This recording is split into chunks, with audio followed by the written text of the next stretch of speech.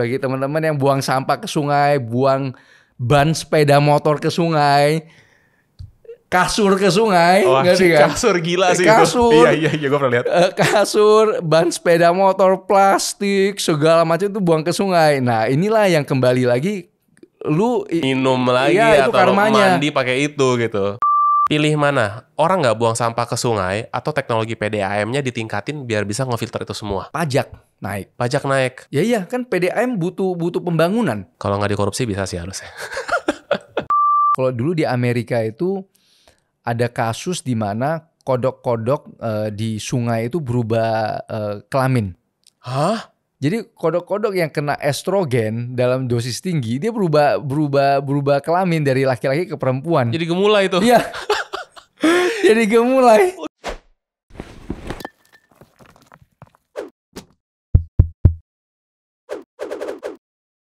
Now you are listening to the Spice Guy. Guys, kita kedatangan second account-nya Felix. Second account. Follow second account. Kenapa sih suka banget second account? Jadi kan ini tentang saudara kembar. Ya, yang lahir duluan siapa sih? Gue duluan. Yang keluar berarti first account dong harusnya. Ya, cuma dia kan lebih viral. Gue pansos. Terus. Jadi gue lihat memang ini trik sosial media kan. Iya. Dia kan serius tuh. Orangnya kan serius. Iya, gitu lu bercanda banget. Kalau gue kan memang di keluarga itu terkenal yang lebih bocor lah. Suka ngebully orang kan. Jadi ya udah kalau gue serius juga nggak seru. Bener-bener kembar banget. Ya, jadi orang bingung. Karena yang bingung, oh ini dua-dua serius. Jadi gue pengen ada diferensiasi kan. Maksudnya social media it's all about fun. Maksudnya jangan take it too seriously. Ya udah di situ gue mulai gangguin dia. Memang dari dulu gue juga gangguin sepupu gue termasuk dia. Ya gue mulai gangguin.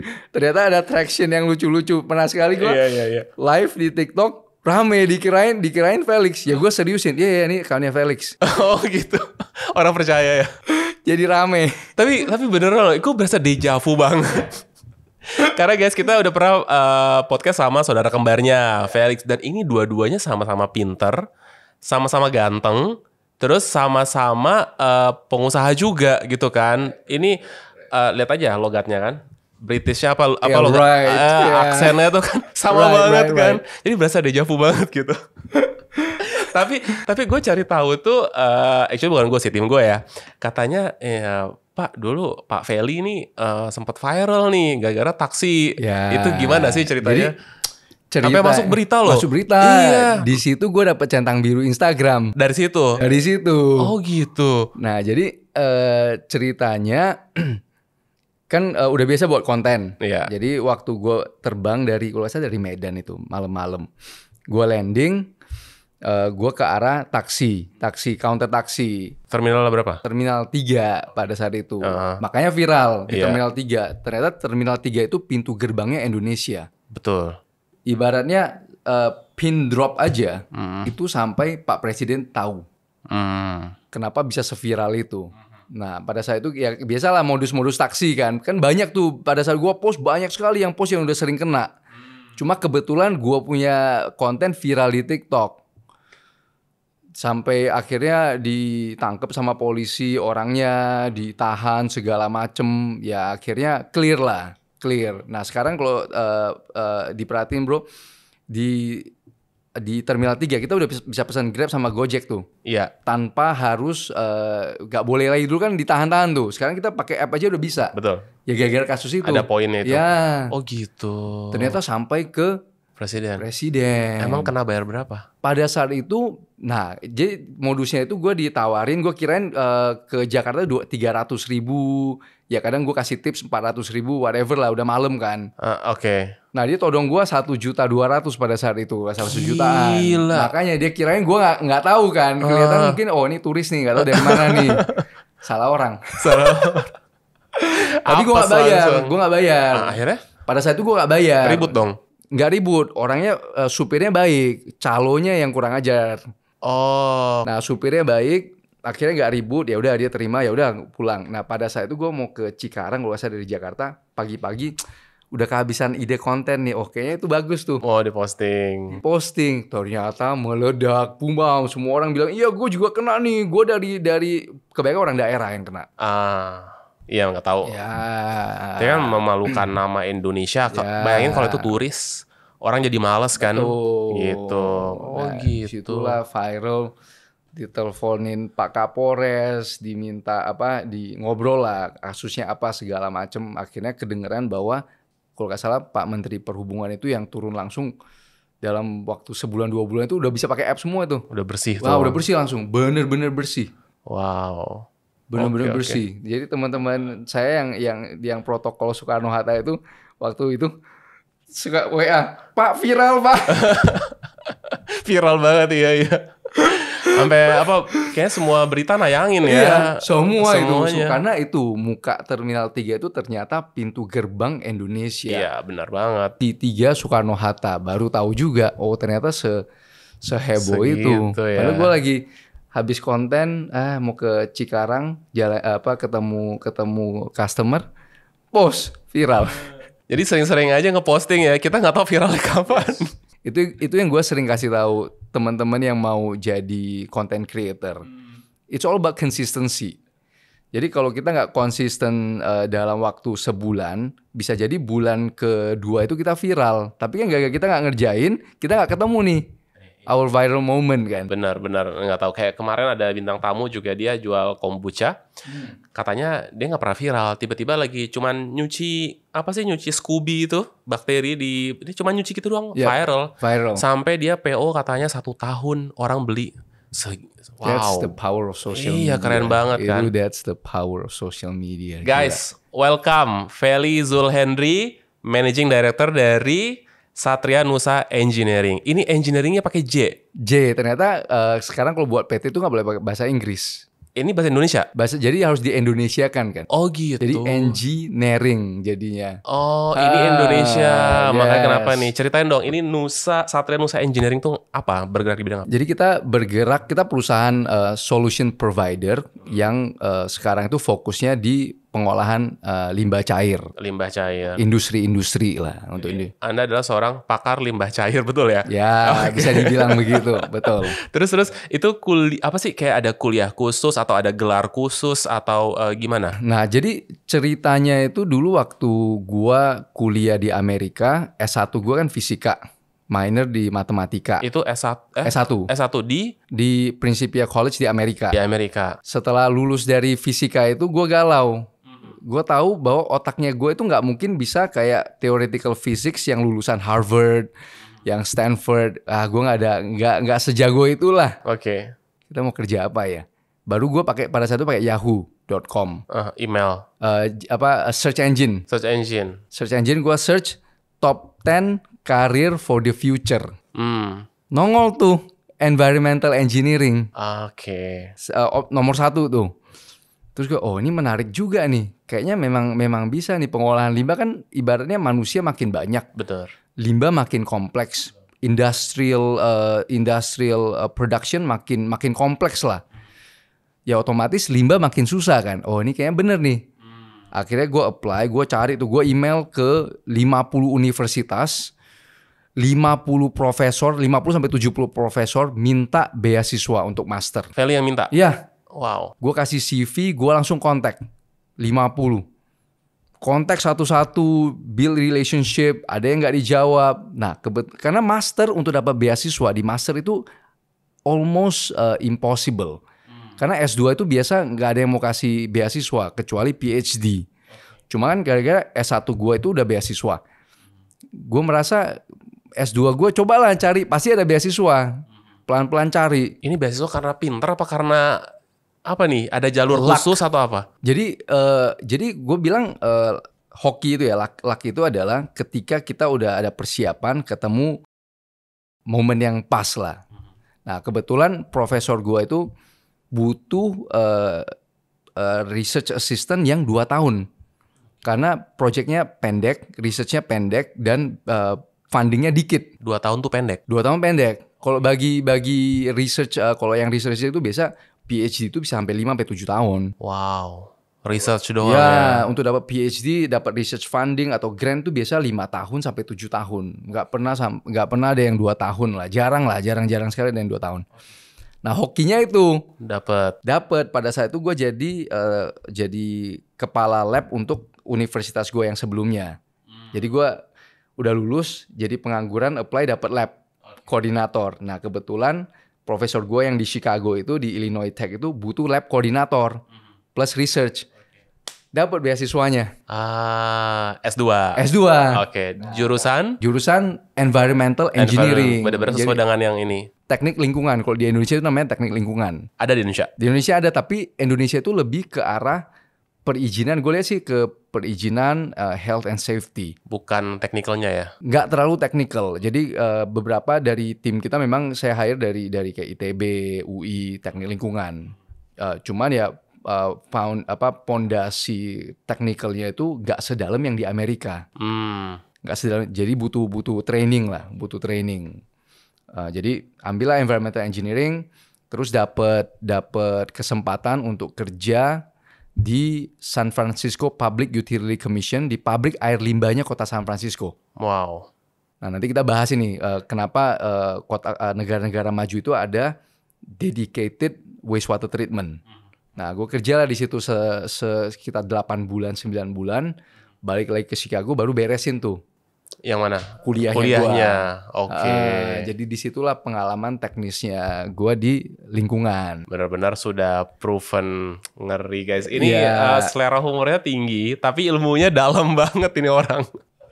Jadi dan jangan kita maksudnya humor itu is just a way untuk gua relax karena memang kerjanya stres sekali, bro. Iya benar relate. Karena kenapa itu bapak-bapak ya? Itu kalau ada joke humor, ada joke dikit tuh kayaknya ketawa puas karena dia nggak tahu bebannya gimana. Karena bebannya dipikul dead jokes itu udah gitu kan. Jadi kayak itu aja udah ketawa gitu, udah lucu. Oke, relate. Sekarang gue bisa relate tuh. Kenapa dad itu kalau bapak-bapak itu kalau dikasih joke dikit ketawa ya karena memang hidupnya itu berat sekali. Butuh ketawa. Shout out to all dads out there. Ya. Oke. Terus kuliah S2 lanjut. S2 terus lulus lah bulan 12-nya lulus. Jadi pengangguran lagi tuh. Bulan 12 itu. Jadi kan gue agak sedikit lari ya. Karena gue kerja dulu di San Francisco kan. Jadi waktu gue mau lulusin S2 gue itu nggak kayak biasa orang lulusnya di Mei, di summer. Gue malah lulusnya di Desember. Oh oke. Nah di situ jadi gue ada vakum tuh. Jadi pengangguran lagi tuh. Tapi gue lagi tungguin gue udah diterima di S3 di University of Miami. Wow. Udah dapet, cuma kan nganggur kan dari bulan 12 sampai nanti bulan 8 itu mau ngapain? Nganggur akhirnya bokap bilang udah lu pulang aja lah ke Indo. Pulang ke Indo, kebetulan keluarga itu punya trading company untuk mesin-mesin sawit. Bokap. Jadi kita memang pada dasarnya entrepreneur. Bokap sama nyokap itu dagang mesin-mesin. Jadi kenapa di sini gitu ya. Jadi kenapa gue bisa masuk ke engineering ya gara-gara memang dari kecil tuh gue udah biasa dengar kata-kata yang motor ukuran dinamo ukurannya berapa HP udah kayak udah biasa lah. Somehow udah terbenam lah. Dan pada saat itu gue masih ingat sekali kenapa gue akhirnya pilih ke Indo dan coba berkarya. Ada pesan dari kakek gue. Jadi dia bilang lu harus bantu bokap. Jadi sebelum dia meninggal gue inget sekali, lu harus bantu bokap, lu harus turun lanjutin ini. Jadi itulah salah satu kenapa gue alasannya agak di antara dua dunia lah. Gue di satu sisi gue pengen sekali di Amerika, sangat nyaman.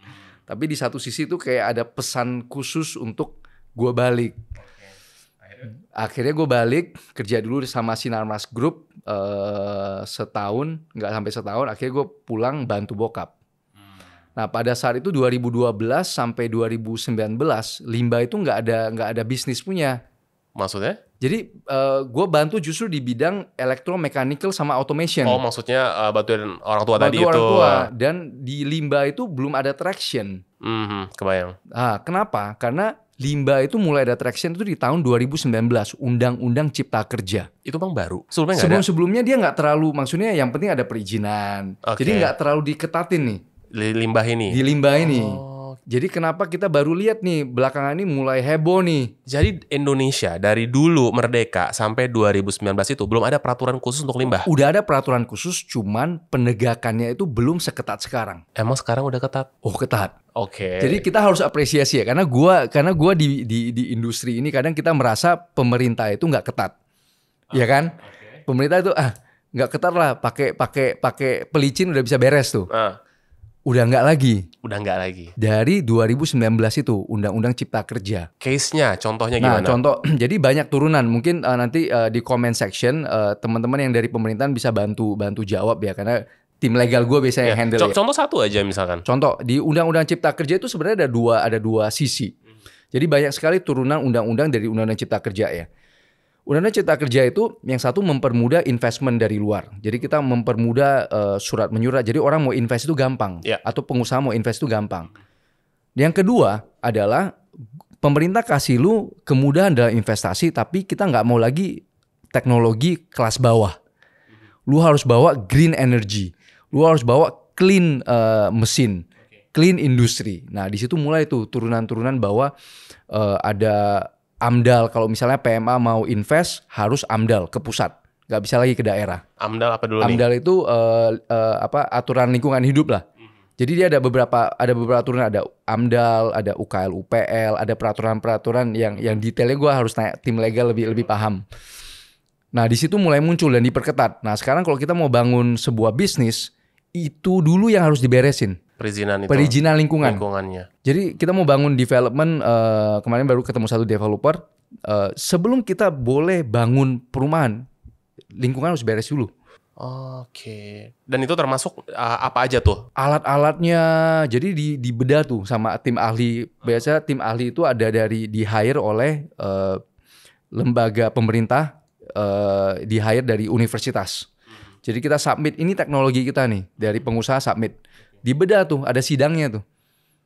Nah, di sidang, oke, lu punya industri misalnya, kamu punya industri di perikanan. Ada parameter yang harus dicapai. Chemical oxygen demand 150 ppm. Amonia sekian. Ini harus tercapai nih.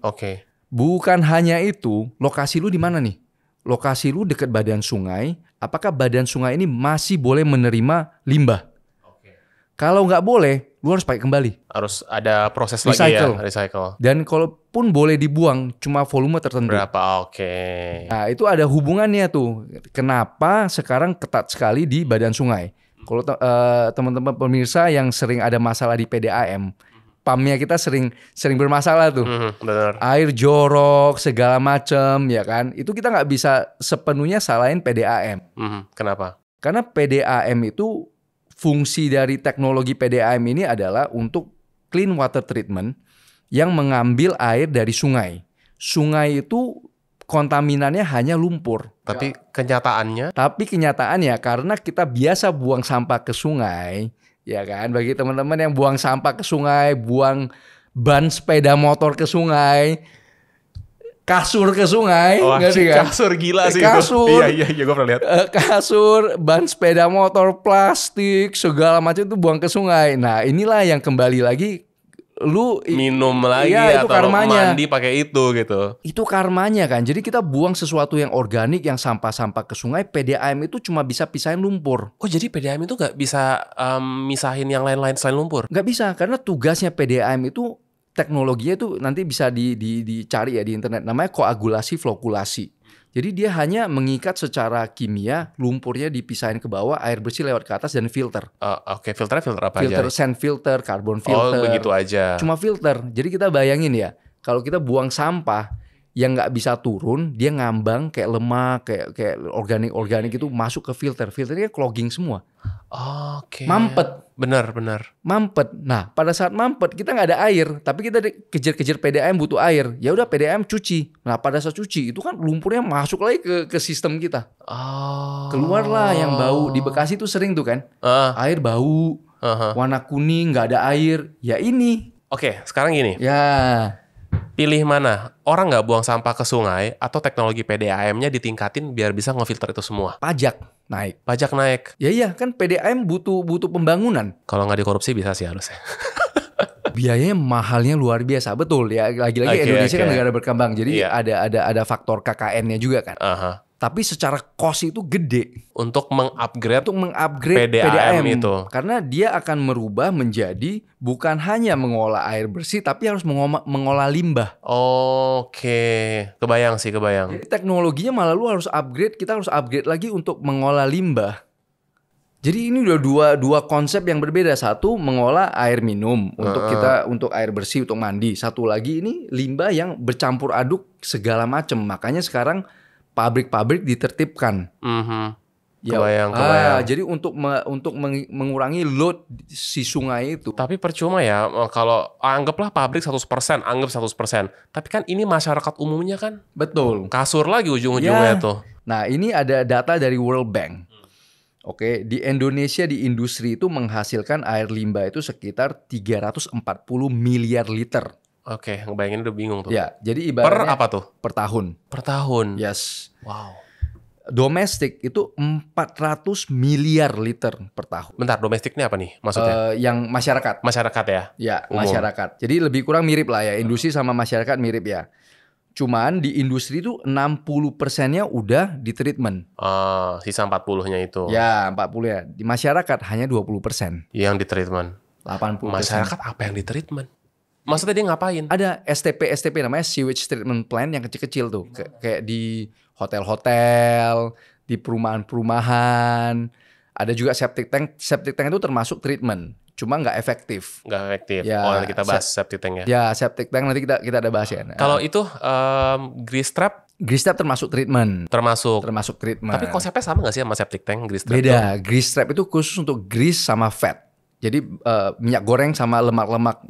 Ketahan. Yes. Tapi kalau dia nggak buka tuh keran, dia ambil minyak dibuang, ujung-ujungnya dibuang Masuk ke got juga. lagi sama aja. Sama aja itu, bohong. Sama aja bohong. Ada yang kayak gitu soalnya. Banyak. Banyak sekali. Iya, dipikir itu cuman buat yaudah gitu doang Yes. taruh. Nah makanya di San Francisco itu ketat. Jadi waktu gue kerja di San Francisco itu kan San Francisco banyak restoran tuh. Dia ada jalur khusus untuk lemak. Gotnya misah. Gotnya dikumpulin. Jadi ada mobil yang khusus untuk jemput. Oke. Dia nggak boleh masuk. Jadi kalau ketahuan buang lemak ke dalam saluran didenda. Jadi ada regulasi khusus ya untuk restoran-restoran. Karena di treatmentnya itu waternya dia nggak bisa ngeterima lemak. Yes.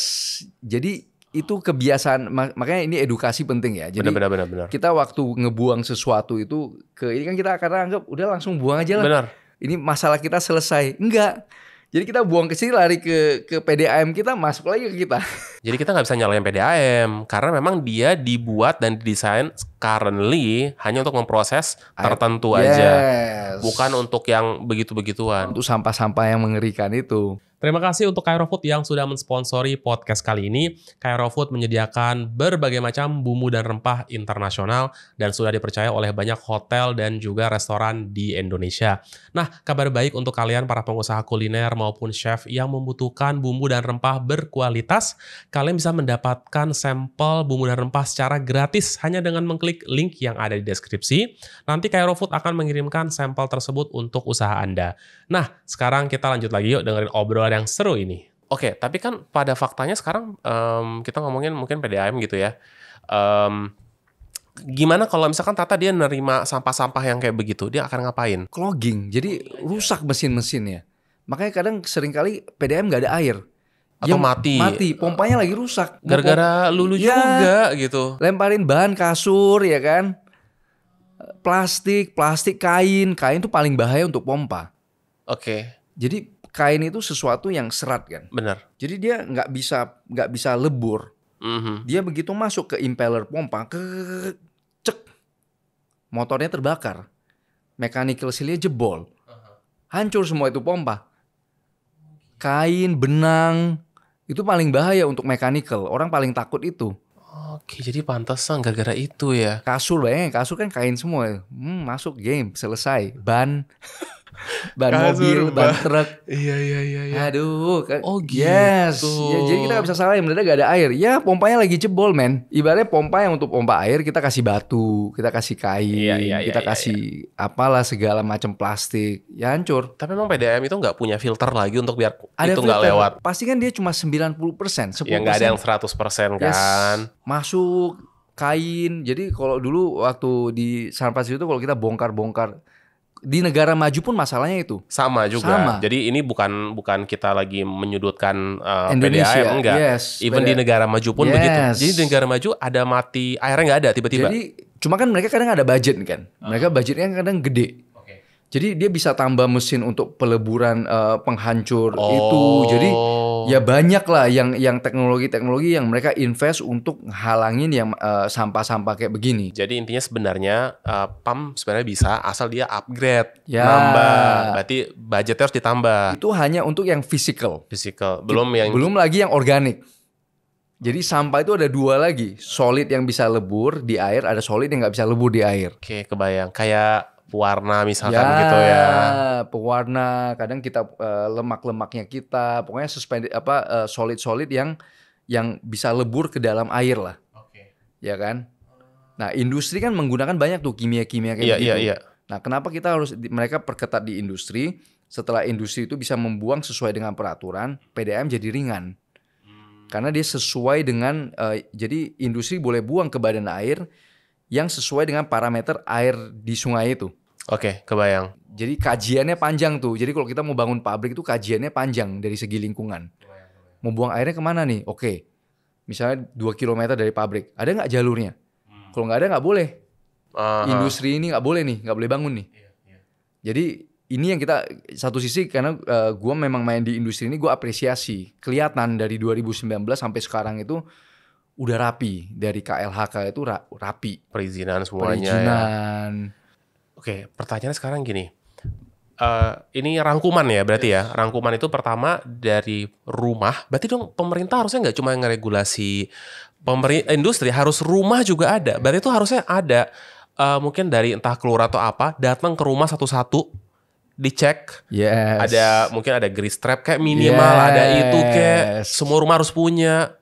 Cuma kan kita pasti ribut. Oh iya dong, ribet lah harus sampai ini. Iyalah, warga plus 62 mana mungkin Mau disuruh. ya. Oh gitu. Mana mau. Lurahnya diusir lah. Oke, anggap negara kita udah nggak ada korupsi. Anggap itu ya. Terus semua rumah pemerintah bayarin pasangin grease trap misal. Atau entah ada filter-filter lainnya misalkan. Terus perusahaan semua di Indonesia sudah rapih semuanya. Menurut butuh berapa tahun kira-kira Indonesia? Ideal world ya. Butuh Jadi, berapa tahun? Kalau kita lihat program pemerintah kan Indonesia Emas 2045. 2045. Itu kan menuju masih Indonesia ada Emas. Berapa puluh tahun tuh? Ya, berarti kita kan 2024. Jadi 20 tahun. Ya kan untuk menuju Indonesia Emas. Nah, karena kita ada bonus demografik. Anak muda kita sekarang paling banyak kan sekarang nih umur-umur produktif, makanya kita bisa menuju Indonesia Emas 2045. Nah, yang paling penting itu sebenarnya apa ya? Education satu udah pasti, education sama dengan meningkatkan pendapatan kita secara pribadi. Jadi anak-anak muda ini pendapatannya kan harus tenang. Jadi mereka nggak mikirin lagi perut, tapi bisa mikirin sesuatu yang ke depan nih, for the future. Tapi selama anak muda kita itu masih harus mikir perut, lewatin hari per hari, bulan ke bulan, masih pusing masalah perut, itu susah. Nah, makanya ini pedang bermata dua. Di satu sisi kita harus banyak investment masuk, ya kan? Tapi di satu sisi kita nggak boleh lingkungan kita itu hancur. Jadi inilah PR yang memang berat untuk pemerintah. Ini yang harus dijagel nih. Jadi kita jangan sering kita mau menuntut, tapi kita coba memposisikan kita itu ke pemerintah, ngerian regulator. Satu sisi gue nggak mau nih, jangan sampai anak-anak muda gue itu masih harus mikirin perut. Investasi harus terus masuk. Tapi kalau gue terlalu brutal dari segi lingkungan, pabrik-pabrik kabur. Berarti pemerintah kita mikirnya udah benar dong. Betul. Jadi harus ada keseimbangan. Keseimbangan.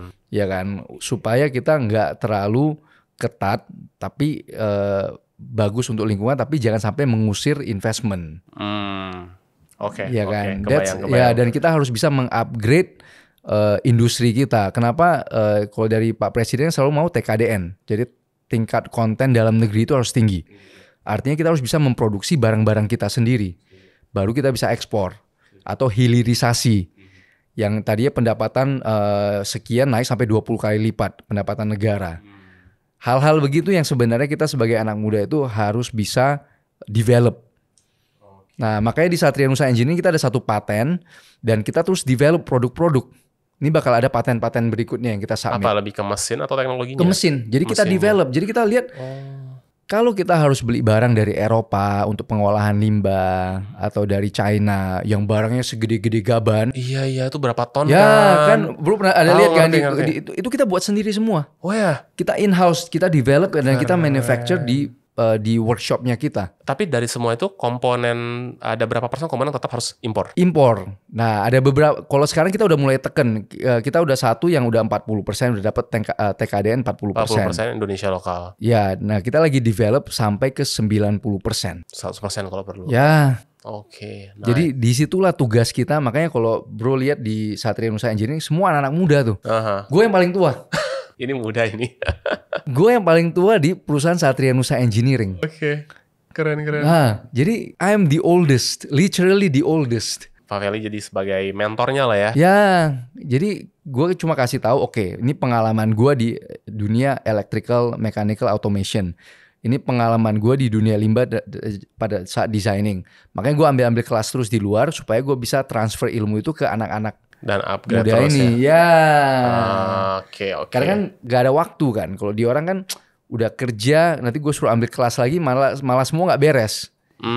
Jadi gue mulai delegasiin waktu gue ke mereka. Gue lah yang mulai develop ilmu. Begitu gue udah dapat, gue simplify. Gue buat di suatu platform atau di simple platform supaya mereka itu bisa utilize. Jadi gue pelan-pelan transfer ilmu itu ke mereka tuh.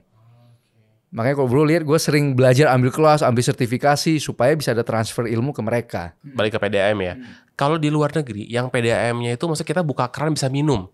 Berarti itu udah super duper canggih. Ya.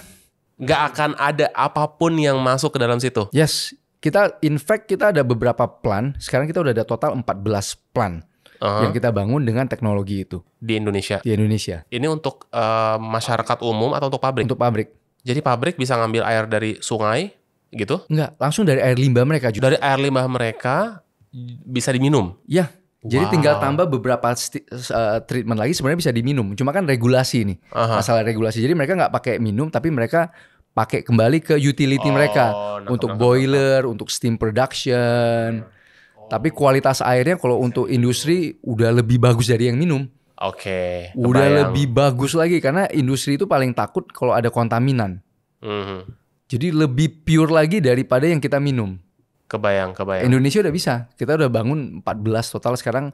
Ada beberapa yang gede lah, ada 2-3 yang besar, yang masif. Ya, masif tuh kayak gimana dia? Yang satu hari itu mengolah 3.000 ton air limbah. 3.000 ton air limbah? Ya, 3.000 ton berarti 3 juta liter per hari. Itu udah gede banget ya? Gede banget, 3 juta liter ibaratnya botol air mineral itu udah 3 juta. Wow, itu buat apa sih? Pabrik atau buat pabrik. apa? Jadi pabrik itu pakai air banyak sekali. Untuk pencucian bahan baku, makanan. Kalau kita pabrik kan kita harus cuci nih. Misalnya pabrik nugget nih. Ayamnya kan harus cuci. Mesinnya cuci lagi. Iya, mesin cuci lagi. Mesin penggorengan cuci lagi. Semuanya benar. Nah, ini air ini kan sebenarnya mereka beli dari PDAM. Tapi mereka buang. Sayang dong. Di treatment. Di treatment kembali. Mana yang bisa dipakai. Oke. Jadi di satu sisi kita nggak membebani lagi sungainya kita dari segi hydraulic load, dari segi jumlah air yang masuk. Iya. Di satu sisi kita bisa penghematan green kan. Ini kan sesuatu yang green. Recycle ini movement yang seluruh dunia menggerakkan nih sekarang. Harus green. Kita bantu pabrik untuk menjadi green. Kalau tadi Indonesia udah pabrik, rumah semua udah bagus. Itu Sungai Ciliwung bisa bersih lagi nggak? Ya, mestinya itu udah kayak sungai-sungai di Korea, di Jepang yang bening. Gue inget banget dulu 30 tahun yang lalu kali ya. Itu gue masih kecil maksudnya. Main di Kali Ciliwung belakang. Itu gue nyarok dapat udang loh. Imagine that. Sekarang kasur. Ya, bukan hanya kasur, men. Gak tahu apa-apa lagi itu yang di situ. Imagine that. Dulu serius udang. Yes. Sekarang kemana itu udah Yes. gak ada, mati semuanya, Ya, mati. hilang. Tapi tuh maksudnya hanya dalam waktu beberapa puluh tahun, chaosnya tuh luar biasa. Yes. Jadi memang harus iya benar, setuju sih. Jadi dulu itu sebelum Undang-Undang Cipta Kerja, saya kurang ikutin ya, karena kita Satria Nusa Engineering sendiri baru mulai itu sejak Undang-Undang Cipta Kerja. Ini jadi perusahaan baru ini. Baru 2019. Apa yang Feli lakukan di situ? Maksudnya harinya daily ngapain sih? Daily itu Kan udah ada tim nih. ya, Gitu. jadi lebih ke team development, process development, ilmu ketemu calon-calon customer. Jadi sering ada Zoom meeting kalau ada orang yang mau diskusi. Oke, gue ada masalah ini nih di pabrik. Jadi lebih ke client relationship lah. Lebih ke situ ya. Ya. Tapi kalau ini, istilahnya mereka tim sudah bisa semua Ya, ya. jadi yang eksekusi project itu ada partner-partner gue yang memang udah khusus Udah handle. ini. Dan semua tuh lulusan Indonesia. Semua Indonesia. Semua Indonesia. Ada founder gue yang satu lulusan Singapura, satu lagi lulusan Malaysia. Oke, semuanya punya ilmu yang di bidang Ya, sama. satu lagi lulusan Australia. Jadi kita di berbagai bidang. Jadi ada yang di civil engineering, ada yang di electrical engineering, ada yang di mechatronic. Gua sendiri di fisika sama di environmental engineering. Oke. Nah, jadi kita kayak teamwork banget kan. Engineering house lah. Jadi Kebayang. kita sebenarnya bukan hanya ngurus limbah sebenarnya, banyak. Apa aja tuh? Jadi contohnya? electromechanical, automation, efisiensi pabrik, power generation. Jadi kita banyak sebenarnya. Cuman Isi orang-orang pintar lah semuanya nih. ya, jadi cuma kita somehow gue kan memang di limbah dan gue passionate soal limbah dan air. In general gue passionate. Kebayang. Jadi ya akhirnya banyak ketemu customer yang lagi kena masalah limbah lah. Kalau misalkan di rumah nih misal ya. Kalau kita pengen minum air bersih, sekarang gini, kalau ada air pump, itu kita rebus sebenarnya nggak bersih-bersih banget. Nah, kalau jadi kita merebus itu hanya menghilangkan bakteri. Kita matiin kuman.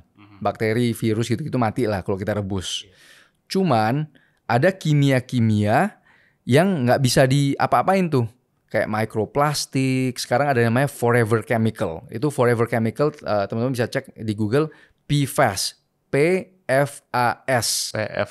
Itu PFAS itu di semua bajunya kita, ini di Teflon, itu semua kimia yang nggak bisa diapa-apain. Nggak bisa difilter. Jadi bisa yang long chain itu bisa dihancurin lah. Tapi banyak sekali nih. Sekarang udah ada list 40 di Eropa udah ada 40 sampai 50 yang mulai diregulasi. Chemical ini. Jadi PFAS ini kayak kumpulan lah istilah ya. Kumpulan dari kimia-kimia yang kalau kita konsumsi dalam jumlah banyak itu bisa menyebabkan kanker. Kenapa disebutnya forever? Karena nggak bisa diapa-apain.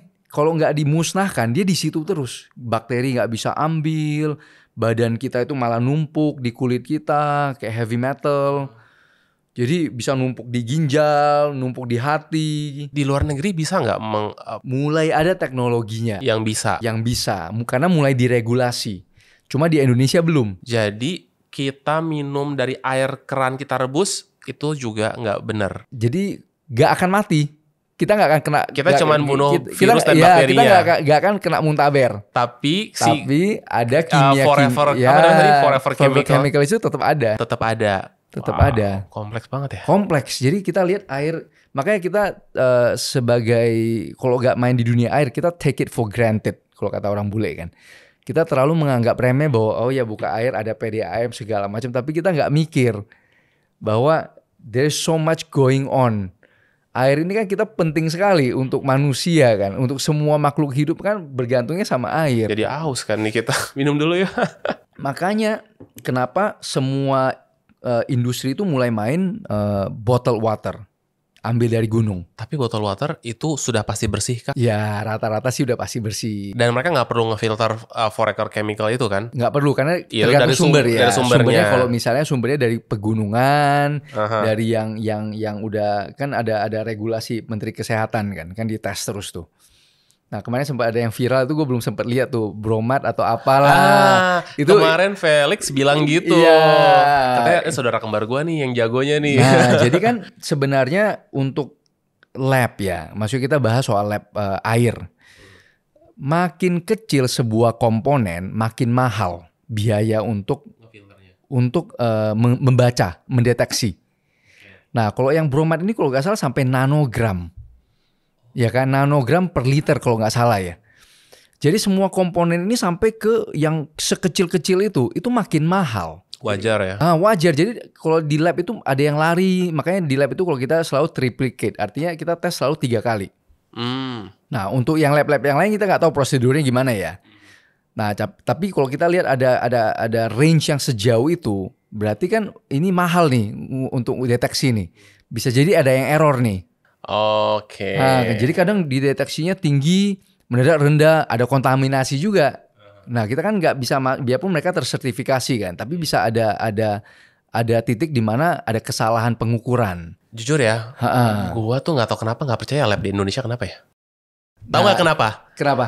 Gue pernah waktu itu ngajuin sertifikat. Dibilang ada kadar abu 99%. Perasaan produk gue nggak ada abu. Gue naruh abu apaan di situ gitu kan. Akhirnya oke, gue kirim ke lab yang lain. 0. Terus akhirnya masih nggak diterima tuh alasannya. Oke, semua kandungan rempah di bumbu tersebut kita tes satu persatu. Tes satu persatu. 0 semuanya. Ini apa masalahnya di mana gitu kan? Nggak jelas gitu. Akhirnya ada satu yang kita nggak tes ternyata, garamnya. Kita garam paling sedikit. Tapi kok dia bilang 99%, kan which is tetap doesn't make sense. Dari total itu nggak masuk akal. Iya, akhirnya garam kita tes tuh. Ternyata pas dites garamnya benar 99%. Jadi a single. It doesn't make sense. Terus dia bilang gini, tapi kan ini kan garam udah SNI. Iya. Loh, ini yang salah siapa? Kayak absurd gitu loh. Dan ternyata pas dites lagi, intinya kita tes lagi di lab lain dan di beberapa lab 0 ternyata. Tapi kok bisa di lab itu 99%? Nggak jelas. Jadi itu yang memang kita sebagai negara berkembang ya, memang disitulah kelemahan kita dari segi SOP, dari segi akreditasi, dari segi SDM. Karena lab ini, kalau di lab ya, kita mengukur sesuatu yang biologi, misalnya gue ukur, bro ukur, hasilnya pasti berbeda, karena ada human factor. Ambil tetes biar pun sama nih ukurannya, ini hasilnya bisa berbeda. Makanya kalau dulu waktu gue di Amerika itu selalu di tes dulu nih, di tangan kita semua dites nih. Jadi kita kalau di lab itu rame-rame itu di ibaratnya di standarisasi dulu. Coba lu tesnya berapa nih errornya nih? Kalau lu yang tes dengan sampel yang sama nih bisa beda semua. Oh gitu. Ya, jadi banyak hal yang bisa menyebabkan ini error. Belum lagi alatnya. Kalau alatnya nggak pernah diservis, fotospektrometrinya nggak pernah dibersihin, atau GC-MS-nya nggak pernah diservis nih, ada sesuatu yang lari nih. Itu masalah juga. Jadi it's always good, makanya tes di lab itu beberapa lab itu paling bagus sih. Nggak cuma satu. Jangan cuma satu. Oke, nah berarti balik lagi ke si bromide itu karena salah uji lab atau karena apa? Atau emang beneran ada? Itulah yang kita namanya investigasi, scientific investigation. Oke, jadi intinya adalah nggak fair kalau kita cuman ngeposting satu hasil uji lab. Exactly.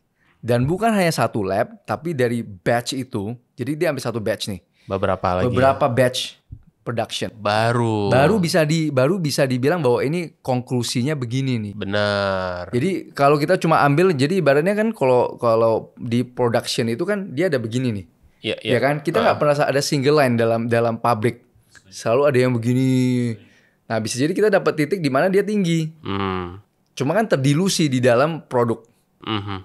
Ya kan, jadi nggak fair. Makanya sampai sekarang gue belum banyak yang tag gue tuh pada saat itu tuh. Suruh uji suruh bahas soal bromide. Cuma gue nggak ada waktu dan gue bilang dari satu single lab. Jadi gue nggak mau mendiskreditkan satu merek tertentu dan beliau juga konten kreator. Iya. Jadi kan memang lagi lucu-lucuan aja. Jadi gue lihat ini nggak perlu lah, maksudnya karena belum tahu dan gue nggak ada waktu untuk olah kan.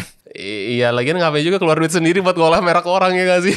Tapi karena logikanya bukan dunia gua. Tapi logikanya kalau si brand itu merasa seperti itu, atau gua nggak ngerti ya, ada orang pinternya nggak sih misalkan yang ya udah langsung tuh tadi uji beberapa Ya. lab, uji ini terus diunjukin datanya tuh lah ke Ya semuanya. bisa juga. Harusnya gitu dong. Ya bisa juga. Oke. Ya, dan biasa kan dari Kementerian Kesehatan uji, dari BPOM uji. Aha. Jadi banyak lah dengan segala keterbatasannya ya. Tapi kayak dari pemerintah nggak ada tuh uji-uji begituan tuh untuk klarifikasi itu, ada nggak sih? BPOM ada, Ada BPOM ya? ada, BPOM Untuk ada. nggak untuk kasus Bromed kemarin itu? Kayaknya nggak ada. Di situ Nggak nggak ada ada kan? Di situ nggak ada. Kayak ya udah gitu aja. Lebih viral bandara kayaknya ya Lebih daripada viral itu. bandara daripada air. Betul. Padahal itu kan lebih penting kayaknya. Karena air ini kita take it for granted. Ngerti nggak? Take it for granted. Kita haus, kita tinggal ke supermarket, tinggal minimarket, kita bisa beli. Benar. Ya cuma kita nggak kalau nggak di dunia ini nggak itu sih. Ya gue juga kalau nggak ngobrol kayak gini nggak tahu sih kayak begini-beginian. Betul. Sekompleks itu ternyata. Jadi it's a complex world, dunia yang sangat kompleks. Kalau kita di dalam itu, Kebayang. kalau kita di dalam itu banyak sekali dari segi regulasi, dari segi teknologi, dari segi hasil, banyak lah efek kesehatan. Jadi dunianya luas sebenarnya ya. Oke lah, kayaknya kita butuh apa? For Menteri Lingkungan Hidup ya? Ya boleh lah gue daftar ya. Daftar dong.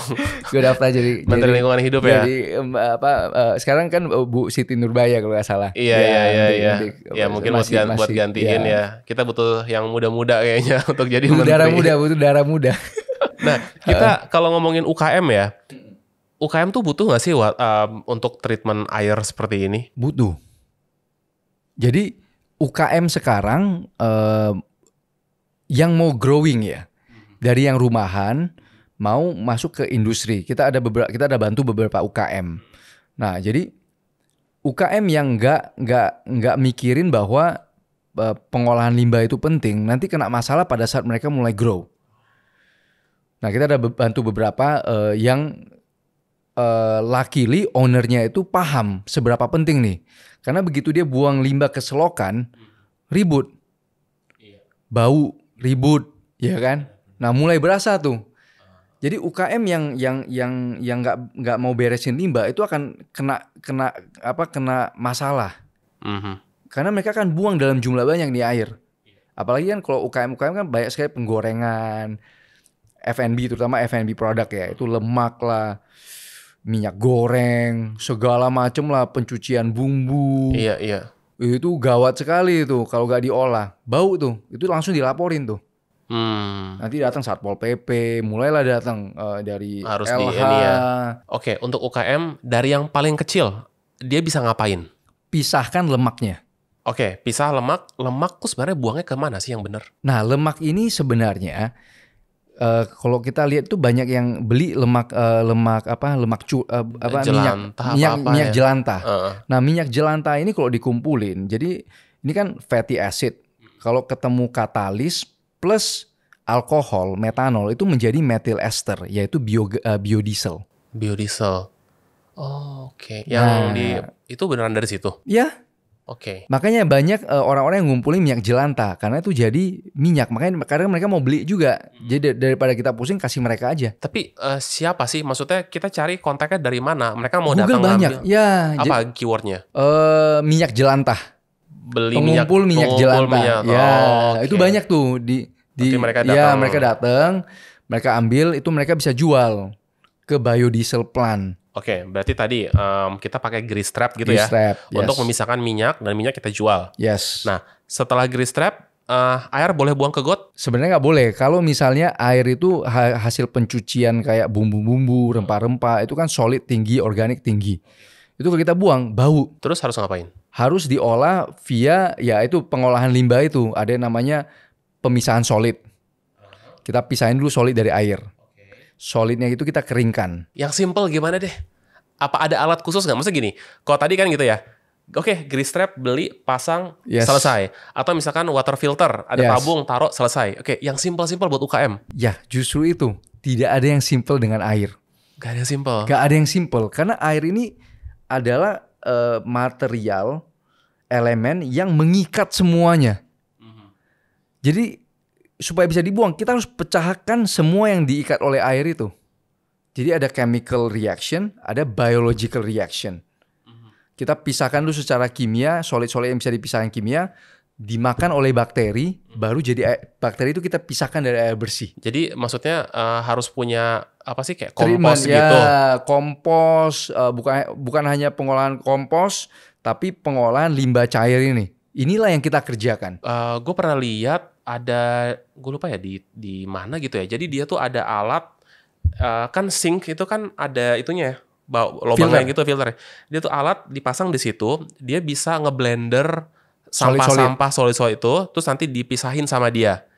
Itu kayak gitu bisa membantu. Jadi di situ membantu. Solidnya dibuang kemana harusnya? Dikomposin boleh. Berarti ada kompos bin gitu di restoran. Yes. Kalau di restoran itu nggak ada, berarti buang ke tempat sampah aja. Buang ke tempat sampah biasa kan kalau tergantung dengan perizinannya mereka ya. Kadang itu solid itu harus dibuang ke third party yang memang ngurusin itu. Nggak bisa ke tempat sampah biasa. Nggak bisa ke tempat sampah biasa. Tapi kalau UKM kayaknya nggak sampai segitu kayaknya ya.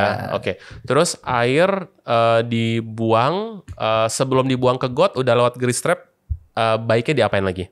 Kasih bubble, dikasih udara. Dikasih udara? Ya.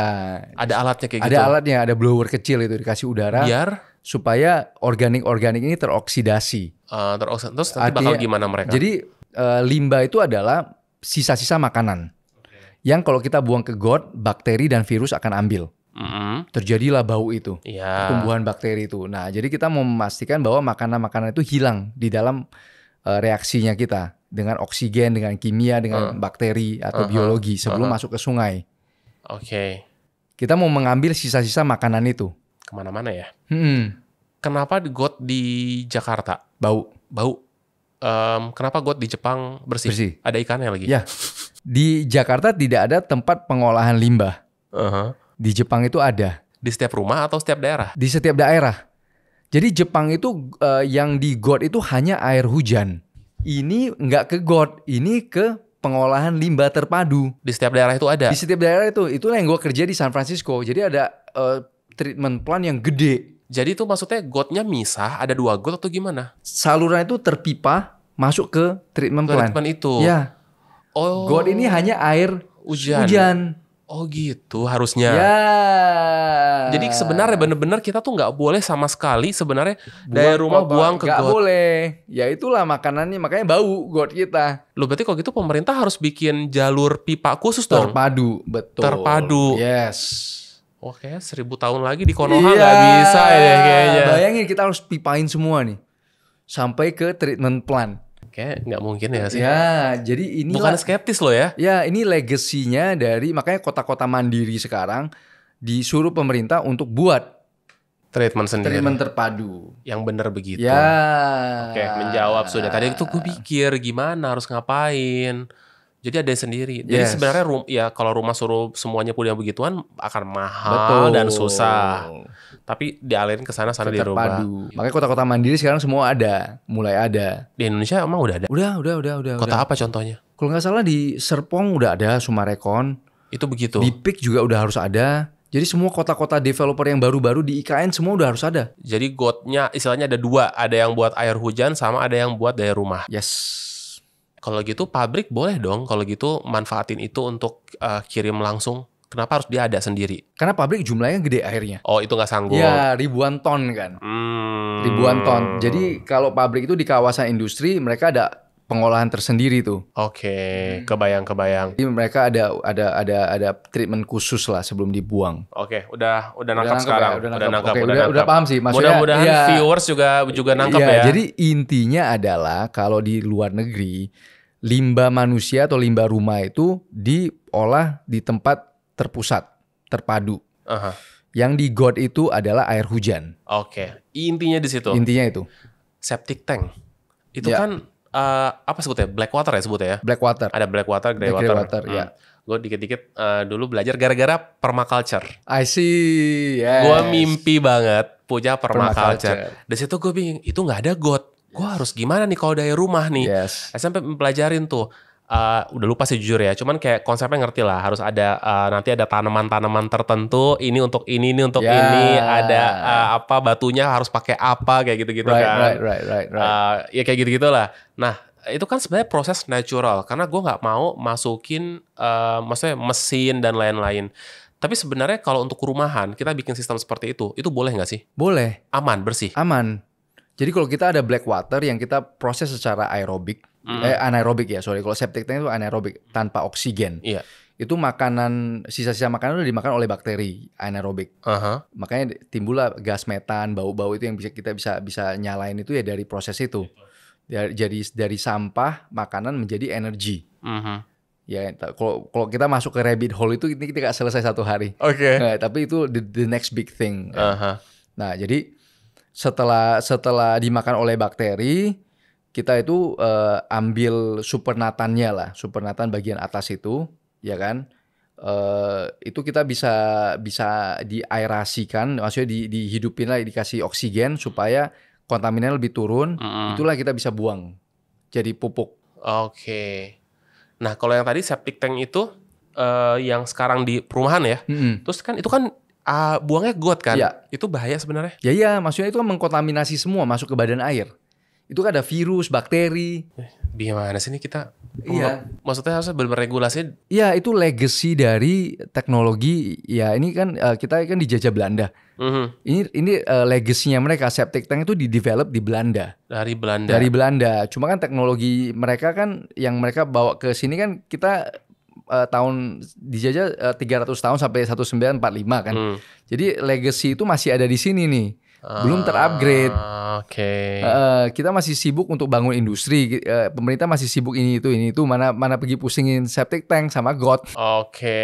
Tadi aja perut masih lapar, gimana boro-boro mikirin itu. Ya, perut pada lapar kan. Tapi ini mengerikan loh, artinya kalau tidak ada perubahan dengan sistem septic tank kita, sistem got kita, ya ini worst case-nya bakal kayak apa sih? Air nggak ada air. Manusia untuk minum. Iya, jadi makanya PDAM nggak ada air kan. Iya. Ya, jadi legasinya di situ. Kita nggak usah sampai mikir terlalu panjang. Sekarang kita udah rasain kualitas air PDAM jelek, sungai-sungai tercemar. Ya tapi kan orang nyalahinnya ini pumpnya gimana sih, gini. Padahal dia nggak ngerti beginian. Ya. Hopefully mudah-mudahan ini benar-benar jadi viral dan Yes. semua orang paham dan ngerti. Dan bro, jangan buanglah ke sungai lah. Dipikir. Kompleks ini gitu, nggak cuman kayak kita cuma nyalahin PDAM, nyalahin apa, diri kita sendiri. Ya kan kita kebiasaan itu nyalain pemerintah. Kita tahu pemerintah itu nggak perfect lah. Nobody is perfect. Iya, apalagi pemerintah. Apalagi pemerintah, exactly. Tapi seenggaknya kita bisa contribute Iya. for the future. Dari kita dulu Ya, lah. kita kalau bisa membuktikan kita bisa tuntut orang lain. Bener. Iya Jangan apa sih? Yang apa gajah di seberang apa semut di Ya, depan gitu lah apa? peribahasanya. Gajah di depan peluk mata kelihatan, tapi semut di ujung lautan kelihatan. Yes. Iya, Itulah iya, kita. Itulah kita. Logiknya gimana Ya. itu ya? Sampah bisa sebanyak itu Ya, gitu kan. kasur apa segala macam. Jadi kadang di industri itu pengusaha itu kadang marah. Lu tertipin gua. Tapi lu lihat kasur sama ban di itu siapa yang tertipin? Iya. Nah, jadi Benar, benar. itu Oke. keseimbangan itu yang kita harus cari kan. Oke, kita breakdown lagi nih ya. Apa aja yang harus difilter tadi ya? Apa sih? Grease, padatan. Terus? Airnya masukkan ke septic tank. Didiamkan dulu Oke. supaya bakteri ambil. Seenggaknya yang buang ke got itu kontaminannya udah sedikit. Udah sedikit. Nah, septic tank kita itu juga harus kita ukur, jangan terlalu kecil. Kalau kan nggak ada guna. Oke, ukurannya. Ukurannya. Sekarang kan septic tank kita nggak ada regulasi yang mengukur ukuran septic tank. Rumah luas sekian, berapa orang, berapa kamar mandi harusnya berapa? Kan masih ngasal kalau nggak salah ya, maksudnya correct me if I'm wrong ya. Masih dan akan Tapi, terus. ya, ini rumah gua kok lu yang ngatur. Iya. Kalau kekecilan nggak ada guna juga. Right? Benar. Ya. Terus tadi apa? Bakteri, virus, Organik, ya kan, kontaminan. Jadi dari kadang dari bumbu-bumbu kita, dari cabai-cabai kita, itu kan semua sebenarnya pencucian itu kan masuk semua ke dalam got. itu kalau kayak kita sayur terus ada pestisidanya misalkan, Ya terus masuk dicuci ke situ Masuk lagi. juga. Jadi kalau di pestisida itu di Amerika itu atau pupuk-pupuk itu kan pupuk ada kan, pestisida pupuk itu yang menyebabkan eutrophication. Eutrophication itu adalah di mana pertumbuhan alga dalam waktu cepat. Banyak. Jadi semua hijau.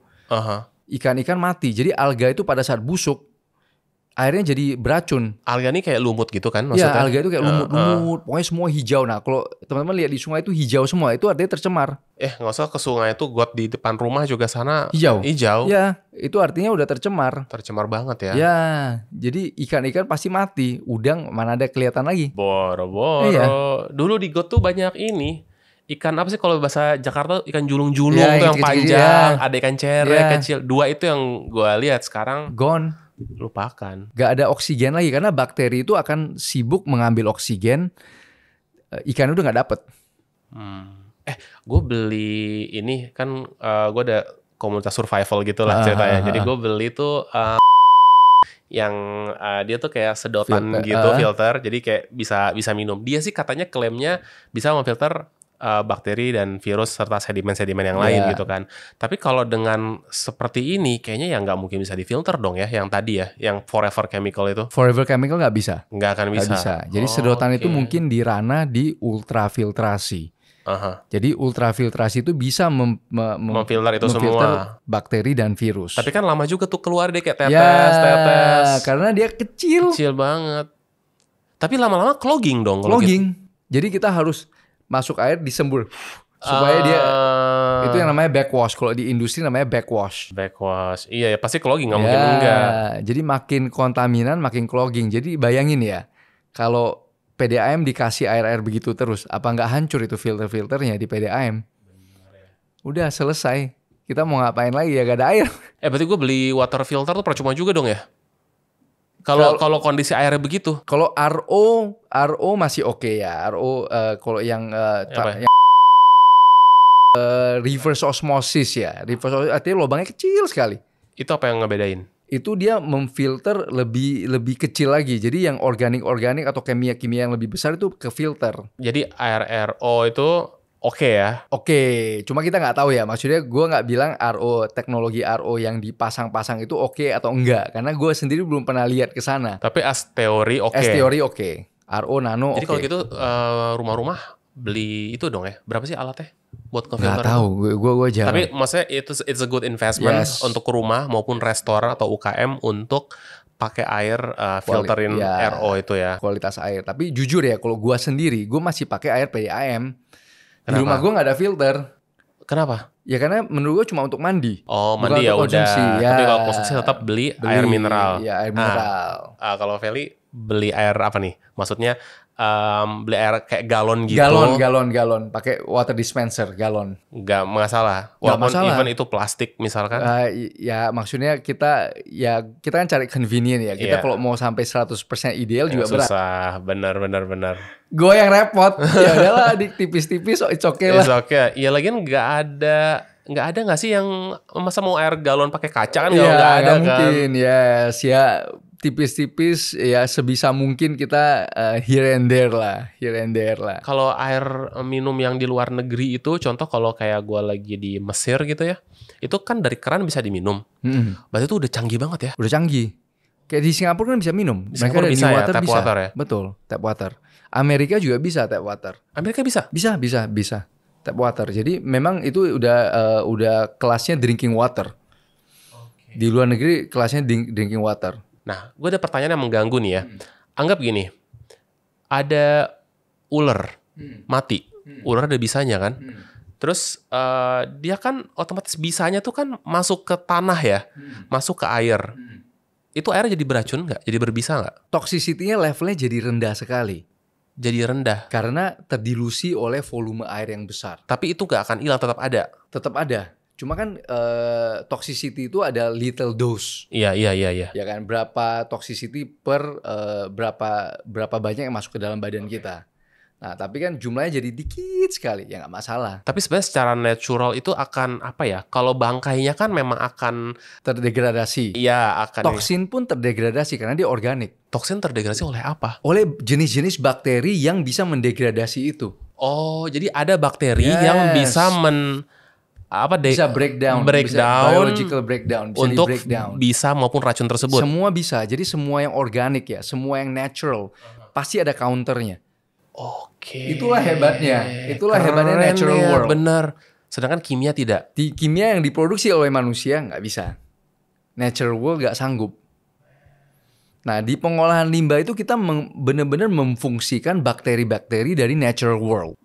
Jadi bakteri itu ditambahkan. Kita tambahin, jadi kita konsentrasikan dia, populasinya banyak, jadi dia bisa mendegradasi limbah dalam waktu cepat. Oh gitu. Ya, itu intinya. Aha. Jadi dia bisa pakai kalau di proses anaerobik itu ada 4 proses lah. Ini sedikit keren-kerenan lah ya. Iya. Hidrolisis, acidogenesis, acetogenesis, metanogenesis. Oke, apa tuh? Nah, itu ada 4 jenis bakteri yang berbeda 4 jenis berbeda. Hah. Untuk membreakdown untuk itu membreakdown limbah. Ditambah lagi heterotrophs, ditambah lagi phosphate agglomerated organism, PAO, ada terus nitrifier, denitrifier. Itu jumlahnya itu jutaan, puluhan juta jenis bakteri. yang Even ditambahkan. billions ya. Ditambahkan di Yang situ. kita kembang biakan. Untuk membreakdown itu semua. Itulah menariknya kenapa gue tertarik sama limbah, karena menarik mengkombinasikan biologi dengan teknologi.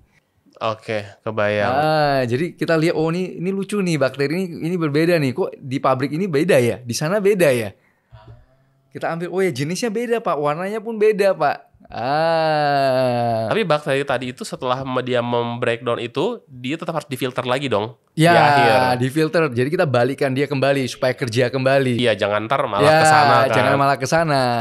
Itu menariknya. Kalau ada sumur, ada hewan mati di dalam sumur. Ada hewan mati di dalam sumur, oke. Butuh waktu berapa lama? Andai kan nggak diapa-apain. Itu mungkin 2 tahun kali. Tergantung berapa besar sumurnya ya. Oke. Tapi secara teori natural dia bisa membreakdown sendiri 2 tahun lah. 2 tahun. 2 tahun. Kalau organik tinggi kayak sawit itu biasa retention time itu sampai setahun, 1,5 tahun. Oke. Berarti tapi kalau ada sumur tadi kayak gitu ya udah mungkin bangkainya diambil, Ya, dikuras gitu. dikuras, ya. Itu nunggu berapa lama sampai dia bisa dikonsumsi lagi? Setahun lah amannya lah. Setahun ya, Setahun jangan lah. dipakai dulu Iya, tuh sumur. jangan dipakai dulu lah. Iya, Setahun, iya. kalau nggak difilter atau dikasih klorin. Sumurnya itu. Sumurnya dikasih klorin, supaya klorin itu kan membunuh bakteri kan. Jadi kita kasih klorin, virus mati, virus kayaknya nggak mati lah, bakteri mati. Oke. Jadi sampai dia jernih. Klorin itu bisa. Kira-kira tanaman apa yang bagus untuk membantu filtrasi air? Anggaplah orang punya kolam ikan misalkan, atau dia tadi mau bikin sistem grey water filtering kayak gitu. Jadi mungkin nama tanamannya gue nggak hafal ya. Tapi tanaman yang satu bisa hidup di air dan akarnya banyak. Itu sudah pasti akan membantu. Yes, karena dia filtering, biofilter. Akar itu penting. Akar yang banyak itu penting. Nah, tadi kan kita udah ngomongin natural seperti itu. Kalau mesin yang segede-gede gaban itu tuh dipakai sebenarnya buat apa sih? Nah, itu mesin yang biasa kita pakai untuk memisahkan solid sama lemak dari air. Oke, segede itu. Iya, jadi kita bubbling, jadi ada micro nano bubble itu kita angkat solid itu pelan-pelan ke atas. Pakai mesin-mesin Pakai itu. mesin-mesin itu. Karena airnya banyak. Jadi makin banyak air yang kita harus olah, makin besar mesin-mesinnya. Oke, kebayang. Itu ya, jadi mesin-mesin itulah. Jadi makanya di teknik lingkungan atau di limbah ini multidisiplinary. Artinya kita menggabungkan semua ilmu legal, ilmu teknik sipil, kimia, biologi, lingkungan. Makanya seru bagi gua. Kebayang. Ngeri ya, bagi gua itu seru. Kalau di Indonesia yang ngatur masalah limbah-limbah ini, itu sebenarnya kementerian apa sih? Lingkungan hidup, KLHK. Terus yang akan bertindak atau yang akan turunan-turunannya? Misalkan tadi kan sebut Satpol PP. Ya, polisi. Polisi juga bisa. Jaksa bisa turun. Jaksa? Ya. Apa hubungannya? Jaksa juga bisa mengecek. Jaksa itu punya power yang besar. Dia bisa ngecek. Untuk pencemaran itu? Pencemaran. Oh, ke situ. Jadi Satpol PP, polisi, penegakan hukum dari LH, Gakum, ya kan? Gakum artinya penegakan hukum dari LH, polisi, DPR dan DPRD pun bisa cek. Oh, tahu ngerti. Kayak waktu itu ada di sungai mana, terus DPR, MPR apa gitu, Ya, ada mereka ikutan. karena kan konstituen mereka yang laporin. Oke. Jadi makanya sekarang kita bisa bilang Indonesia mulai tertib karena semua lini bisa ngecek. ngomongin klien nih. Tadi kan di awal tuh sempat seru ya ngomongin tender-tender Iya, gede iya, kayak gitu iya. ya. So far yang klien paling gede yang pernah ditanganin tuh apa? Biasa paling gede itu pengolahan ikan, produk ikan ya. Jadi ikan tuna, yang jadi industri-industri yang memang pakai airnya banyak. Oh, ikan itu ya. Grup Tuh nama-nama Gri, gede semua. ya. Mereka karena pemakaian airnya banyak. Banyak. Itu sampai ya jutaan liter per hari. Sehari kalau pabrik itu berapa sih airnya pemakaiannya? Ada yang sampai 3 juta liter per hari. Bayanginnya gimana tuh? 3 3 juta juta botol air mineral. 3 juta, wow. Sehari. Pabrik gede itu ya? Ya, kadang pabrik kecil aja yang UMKM aja udah berjalan 3 bulan ini kita handle. Mungkin bisa di-redacted juga. Total penggunaan air mereka udah 2 juta liter loh. Per hari? Total sejak 3 bulan yang lalu berjalan. 2 juta liter. Wow. Tapi kalau sambal buat cuci cabenya. Cuci cabe, cuci ayamnya, cuminya. Dan itu mereka limbahnya diolah lagi. Diolah lagi karena kalau enggak dilaporin masyarakat. Makanya penting sekali UMKM untuk bisa maju ya. Mulai peka terhadap masalah hukum. Jadi seringkali itu UMKM itu nggak mau belajar, ownernya nggak mau belajar sampai ada masalah. Jadi kita harus bisa prepare. Oke, kita prepare dulu. Oke, ini masalahnya apa? Oke, cari tahu dulu di internet. Belajar dulu di LinkedIn gua itu, gua kasih banyak sekali free video yang ngajarin edukasi. Nah, salah satu ownernya owner itu waktu panggil gua, dia udah nontonin 3 jam. Jadi begitu sampai dia cuma minta harga. Udah bro, gue udah denger semua 3 jam. Gue udah belajar. Enak kalau kayak gitu. Ya, makanya kenapa gue post di LinkedIn itu video-video edukasi supaya orang bagi UMKM itu bisa belajar dulu nih. Oke, gue udah tahu nih ini masalah gue nih. Iya kan, budgetnya berapa bro? Oke, udah dapat budget. Oke, pendapatan gue sekian, gue mulai budgetin nih bro. Sanggup gak ya? Boleh gak payment gue kayak begini? Coba didesain dong payment yang bagus, yang ringan buat kita. Oke bro, ini dulu dipasang. Enggak semua modul sekaligus. Karena kan kita harus paham. Gua pebisnis, gue harus paham posisi mereka sebagai pebisnis. UKM, kan kita bisa hitung kan. Lu jual kayak sambal sekap berapa sih? Dengan harus itu bisa berapa? Miliaran? Itu miliaran. Itu miliaran mereka invest. Untuk air aja? Ya, karena udah dilaporin. Udah bau dan mereka stres, kena lagi kontraktor yang bodong kemarin. Ada lagi kasus. Makanya ini yang bikin repot UMKM. Begitu air masuk ke got bau, masyarakat tetangga kan pasti ribut. Kok bau apa ini? Jadi kita sebagai UMKM itu harus peka. At least tahu, oke, Google aja dulu lah. Google di internet, YouTube, belajar dulu. Oh, ini air kayak begini nih ternyata nih. Kenapa bisa bau ya? Cek dulu. Ya kan, ke LinkedIn gue silakan kontak gue, balesin satu-satu di LinkedIn. Feli Zulhendri ya. Ya, Feli Zulhendri. One and only ya. Ya, one and only. Jangan pakai X. Ya, beda. Pakai X, teror dia juga boleh. Nanti dia refer ke gue. Feli Zulhendri di LinkedIn, nanti banyak edukasi di situ ya. Ya, di LinkedIn gue ada, di Instagram gue ada, di TikTok ada. Jadi orang ada gambaran. Tapi kalau di LinkedIn yang serius. LinkedIn yang serius. Yang bercanda yang Instagram sama TikTok. Nah, itu agak error tuh. Itu malam-malam tuh gue udah capek kan. Oke, waktunya menjadi pura-pura jadi Felix tuh. Oke, jadi edukasi gitu sampai bisa miliaran ya. Oh ya. Walaupun skala UKM. Ya. Tapi udah takut duluan nih pasti kalau denger. Betul. Tapi bisa dicicil dong. Bisa dicicil. Contoh, modul terkecil apa? Modul terkecil itu bisa namanya dissolve air flotation atau mulai dari grease trap dulu. Oke, ya grease trap murah lah. Iya, kadang kita advise, oke, bro, ini gak visible untuk lu invest sebesar ini. Pasang dulu ini. Kita bantu kok. Lu butuh yang penting kayak gini. Udah kasih. Itu kita nggak cas sama sekali. Nah, setelah udah ada cash flow, udah mau serius, oke, berikutnya adalah ini mesin ini nih. Kapasitasnya sekian. Nah, pikir lagi nih, kalau udah ada cash flow, oke, mana yang krusial, mana yang perlu diinvest, investlah ke sini. Jadi kita bisa bantu. Maksudnya saya suka, maksudnya saya kan dulu UMKM juga kan. Maksudnya kita UMKM, bangun kebun Evi, saya pernah jalanin F&B yang UMKM. Jadi saya paham sekali tekanan UMKM itu apabila kena masalah hukum kayak begini. Gara-gara ya kan? air Gara-gara doang, air. gara-gara bau. Ya, gara-gara tetangga ribut.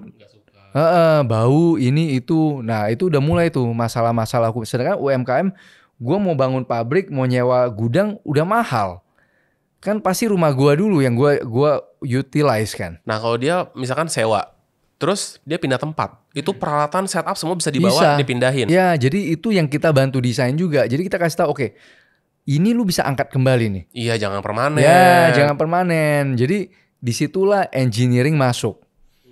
Jadi engineering itu kayak Lego, bro. Jadi orang sering takut sama engineering. Jangan takut. Itu exactly our imagination. Serahkan kepada ahlinya. Jangan takut. Maksudnya biarpun kita mau belajar sendiri, gua rasa semua orang bisa ya, selama ada niat ya. Ini bukan rocket science lah. Bukan sesuatu yang kompleks, hanya perlu niat aja. Terus tadi paling berat itu atau paling besar klien perikanan dan makanan. Perikanan, makanan, terus pulp paper, Paper. terus Kertasnya. PKS, kelapa sawit dan turunannya. Itu pakai limbah airnya gitu ya? Ya, itu jadi semua yang ada pencucian, semua ada yang boiler, itu airnya mengerikan. Banyak banget. Banyak banget, dan itu kalau gak di treatment, buang, bayangin aja. Ya selesai Limbahnya lah, kayak iyalah. apa? Apalagi tekstil lebih ngeri lagi pewarna kan. Warnanya. Kalau pewarna Kimia itu mengikat warna itu. Jadi dia solid, inilah yang dibuang sebagai limbah B3, limbah beracun. nah terus limbah beracun dibuang kemana? Dia ada tempat pengumpulnya, ada yang khusus untuk pengumpul dan dibakar. Pemerintah. Enggak, swasta. Dan dia membakar itu. Membakar, jadi incinerator. Jadi dia bakar solid itu dalam suhu yang sangat tinggi. Nah, sisa debunya dikemanain lagi? Sisa debunya udah bisa masuk ke landfill karena udah gak beracun. Oke. That's a very good question. Ya gue tuh karena itu sampai ke ujung tuh. Iya, pengen saya, tahu. saya paling suka tuh. Kalau gue paling suka tuh kalau orang tanya, this is very good question. Artinya ngikutin. Ini kemana? Ini kemana? Ini kan ada ini nih. Iya dong, kita nggak cuman yes. nggak cuman podcast rame-rame. No, gue mau belajar. Yes, very good question. Itulah kita harus trace, dan setiap komponen itu ada matematikanya sendiri. Sampai ke sana ke ujung. Ya, ini jumlahnya berapa nih setelah dipisahin? Airnya jumlahnya berapa? Solidnya berapa? Ini harus kemana nih? Itu kita harus telusurin tuh. Ke situ ya. Sesuai dengan undang-undang. Tapi apakah undang-undang saat ini sudah cukup di Indonesia atau perlu ada penambahan dan pembaharuan? Pasti ada penambahan perbaruan. Jadi kita kiblatnya itu kan pasti ke negara maju kan. Negara maju menemukan ini, kita copy otomatis aja. ikut. Oke. Jadi kalau ada PFAS, ada forever chemical, ada microplastic, ini masuk ke badan kita semua nih. Ngeri ya. Masuk ke ginjal, masuk ke hati, masuk ke bawah kulit, ke darah, ke otak, ya kan? Itu dikit-dikit lama-lama kan mengganggu. Pantesan istilahnya apa? Mungkin daya ingat menurun mungkin. Ya, ditambah lagi. Banyakan plastik. Ya, mikroplastik, ya kan?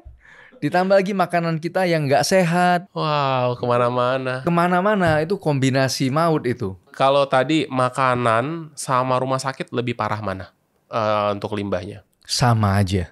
Tapi kan rumah sakit maksudnya apa ya? Dia tuh kan ada ya darah Ada pasien. darah. Nah, jadi kita bisa mengkategorikan itu semua ke bawah organik. Itu organik. Organik, karena itu bisa kan darah, ya kan? Darah kotoran manusia itu kan semua bisa didegradasi secara organik, secara menggunakan bakteri kan. Nah, jadi mungkin yang susah dari rumah sakit itu kadang ada betadinnya tuh.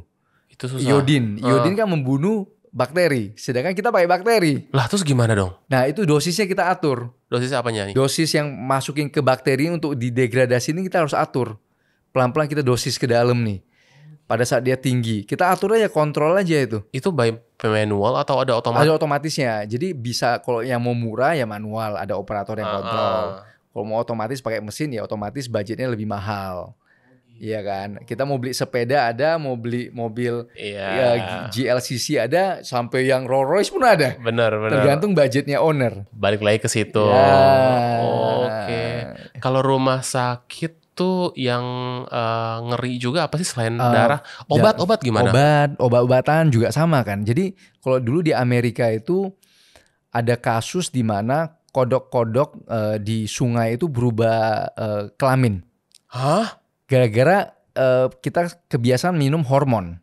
kasihlah estrogen atau apa, itu kan ke kencing semua tuh larinya. Ke kencingnya kita kan. Nah itu ke sungai. Ke sungai.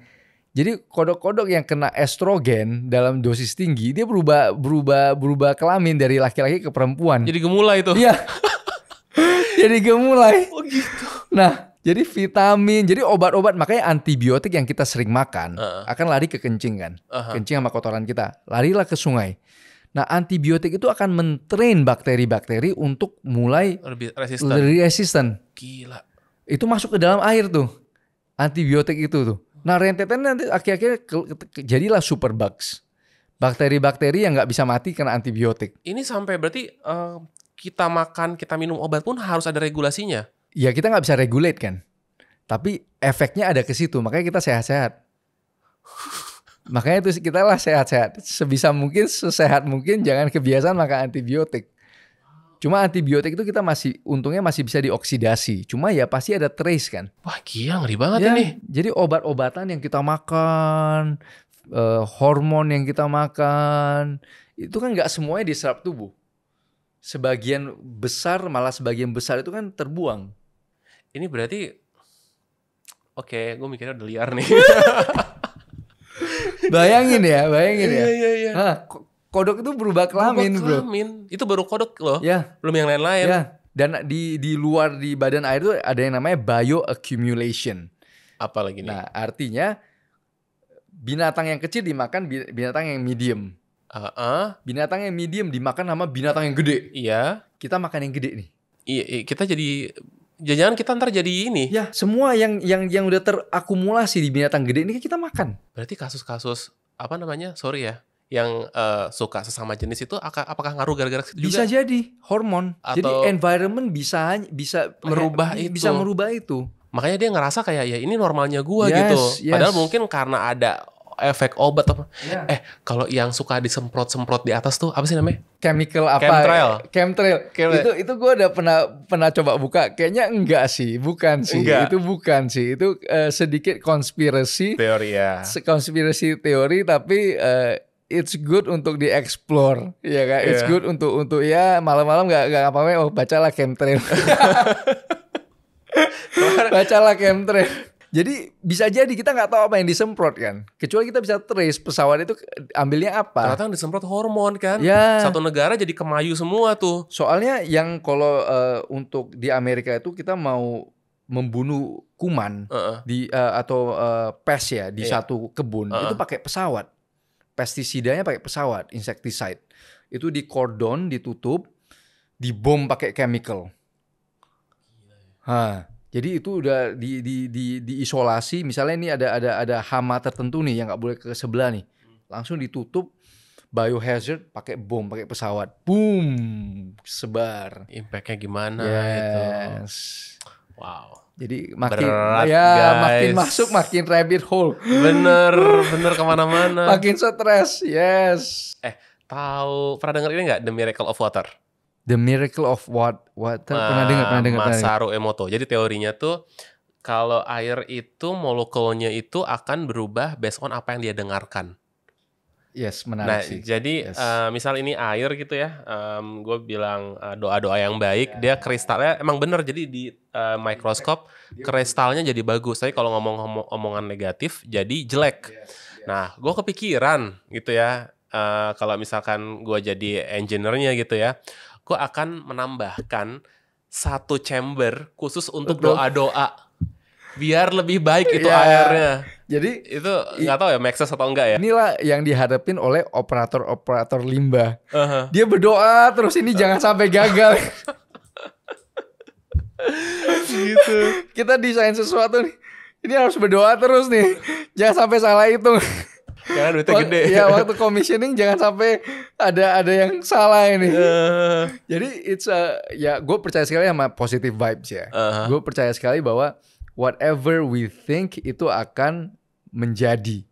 Jadi kalau kita percaya sesuatu yang baik, berdoa-doa yang baik, itu akan menjadi baik. Oke. Ngeri ya, by nature ya. Gue juga percaya itu. Cuman di level yang secara molekul atau mikroskopik itu berubah. Gue percaya itu karena memang sudah ada penelitiannya. Yes. Kemarin kita ada bintang tamu, dia jualan kombucha. Bu Anita, dia jual kombucha. dia mewajibkan semua karyawannya untuk setiap hari ngobrol sama jar-jar kombuchanya itu, sama bakteri-bakterinya. Suruh didoain setiap hari. Gitu. Dan dia bilang, gue bisa tahu rasanya beda atau enggak. Dari dibaca, gue bisa tahu mereka doain atau enggak dari rasanya. Dari vibes-nya. Iya. Itu kayak keren loh gitu. Jadi maksudnya semua berhubungan kali ya. Maksudnya if we go deep on the rabbit hole ya. Jadi dengan kita biasa berdoa, otomatis apa yang kita lakuin itu lebih selaras. Kayak kita lebih cuci tangan kan. Kombucha itu kan sangat takut dengan kontaminasi kan. Kita lebih sering cuci tangan. Jadi kita maksudnya by nature itu kita udah actively be positif. Ya gue percaya itu juga. Maksudnya it's nyambung nyambung. Dulu gue gak terlalu religious lah. Ya waktu masih muda kan gue engineer apalah inilah. Tapi I'm becoming more mature ya. Gue percaya bahwa science ini masih in the tip of the iceberg. Masih dalam, kita gak bisa arogan bahwa we know it all. Ngeri ya, we know itu paling bahaya sih. Itu kita merasa bahwa kita ini udah science of water ini udah mentok. No. Even we know nothing. Nothing. Itu so much. Jadi kalau di fisika itu kan kita belajar kayak quantum mechanics ya kan, Einstein theory of relativity, two body problem, three body problem. Itu benar-benar konseptual bahwa sains itu terus berkembang. Kita nggak bisa lihat ini loh. Kayak quantum mechanics kita nggak bisa lihat. Tapi handphone kita tuh based on quantum mechanics. GPS kita based on Einstein theory of relativity. Itu kan mereka nggak pernah lihat handphone. Itu yang gue percaya bahwa dengan kita humble bahwa kita ini nothing. Disitulah kita bisa grow. Kalau tadi TPA, bukan TPA. TPA itu apa sih? Tempat pengumpulan akhir. Akhir ya. Kalau PAM tadi PDAM itu kan kita udah tahu masalahnya di mana ya di Indonesia. Kalau tempat pembuangan limbahnya sendiri yang sampah ya, yang di Bantar Gebang atau di Bandung yang katanya sampai meledak menggunung. Itu salahnya di mana sih? Jadi kenapa TPA bisa meledak ya kan? Nah, itu ada yang namanya biogas. Itulah yang tadi kita bahas soal bahwa di anaerobic reaction itu ada hidrolisis, acidogenesis, acetogenesis, akhirnya metanogenesis. Inilah yang menghasilkan relationship antara acidogenesis dan metanogenesis ini yang menghasilkan biogas. Makanya kalau orang rokok atau apa meledak dia. Karena organik itu adalah energi. Sisa-sisa makanan itu kan energi, kalori. Dirubah oleh bakteri menjadi gas yang kalau kita bakar terbakar. Nah itu memang masalah umum di seluruh dunia. Jadi bukan hanya kalau kita lihat TPA terbakar, Google pakai bahasa Inggris, itu terjadi di mana-mana itu. Di mana-mana ya. Di Bulgaria, Rumania, segala macam. Di Amerika agak mending karena dia udah rapi lah. Tapi ada kasus-kasus meledak juga. Terus biar TPA bagus, nggak kejadian kayak begitu sebenarnya gimana sih? Kenapa sih sampai menggunung sih? Ya karena kita makannya plastiknya nggak bisa didegradasi. Dibakar? Dibakar kan jadi pencemaran udara.